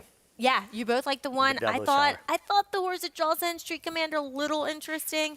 Kelsey Haar will be on this one as John Court picks up the ride on long shot Finbar Foray. I don't know why that name makes me laugh. I'm glad you're having to say it because I'm not going there. But it's Vic Stauffer. He will bring you the call from the last at Oaklawn Park. Classy Socks. Street Commander.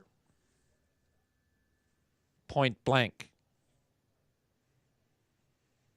Last to load, Storm Strategy.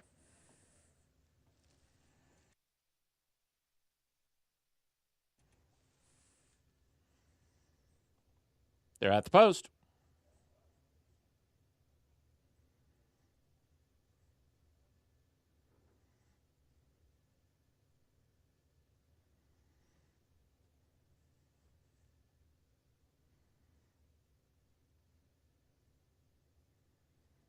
They're off.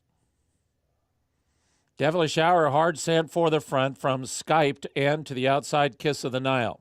Then comes Aloe Henry, followed by Classy Socks and Salty Jones. Up the backstretch, they run, and Skyped has the lead from Kiss of the Nile. Skyped a neck in front. Kiss of the Nile is second, 3/4 of a length to Classy Socks in third. Then it's a length back to Devilish Hour in fourth. The favorite Aloe Henry is fifth with 5 lengths to make up. 2 lengths further back to Storm Strategy. At the rail goes Sir Peel. He joins and passes Classy Salty Jones. Then it's 2 lengths further back to Point Blank. Far behind the field are Finbar Fury, and the trailer is Axel Joe. They run towards the top of the stretch, Kiss of the Nile. A 5 wide Aloe Henry. Just in behind the leaders, Devilish Hour. Kiss of the Nile narrowly in front. At the top of the turn, Kiss of the Nile cuts the corner and leads. Between horses and down at the rail is Skyped, who is battling on. Now in the center of the racetrack, here comes Aloe Henry moving up, and alongside him, it's Street Commander. Aloe Henry, Street Commander, Skyped at the rail. These three, Aloe Henry, Skyped, Aloe Henry. Aloe Henry beats Street Commander. Skyped was third, and Kiss of the Nile finished fourth. Hello, Henry. Finally does it. He finally breaks his maiden in the most narrowest of margins, was able to hold off the 13 in here, Street Commander, and the 3 Skyped ran valiantly in defeat, but had to settle for third. Yeah, and you like the 13 a bit at a big price. What do you go off at? I don't even know. 8-1. Yeah. All right. Even money over 8-1, but it's time for the final reveal. Game of Silks. Getting off the trailer, I've got a Bay filly. All right, I like that. I feel like I need some more colts in my barn, though. Big. We'll see here. You got a couple more coming. Yeah, English Channel. Okay, very good. We like English channels. They might not be often the most precocious, but we know that he can be one of, for what he stands for what he produces on the track, very good value sire. And this one did RNA for $20,000 at the OBS October sale, but you know what, I mean, you got to go back a little bit, but I love the fact that the 4th dam's a half-sister to Smartin, who was one of the sires of one of my favorite horses of all time, Smart Sonny, for my dad. Well, for Richard Migliore, I'm Maggie Wolfendale, as well as for Paul LaDuca and Anthony Stabile, as we did see back in today's featured 8th race at the Big A. Sweet surprise gets the job done for Jason Wyez, and then another bit of a new face, and Michelle gets the win for the coach, D. Wayne Lucas. We will be back tomorrow. John Embrial in the booth for his penultimate call here at the Big A. Thanks for joining us on America's Day at the Races.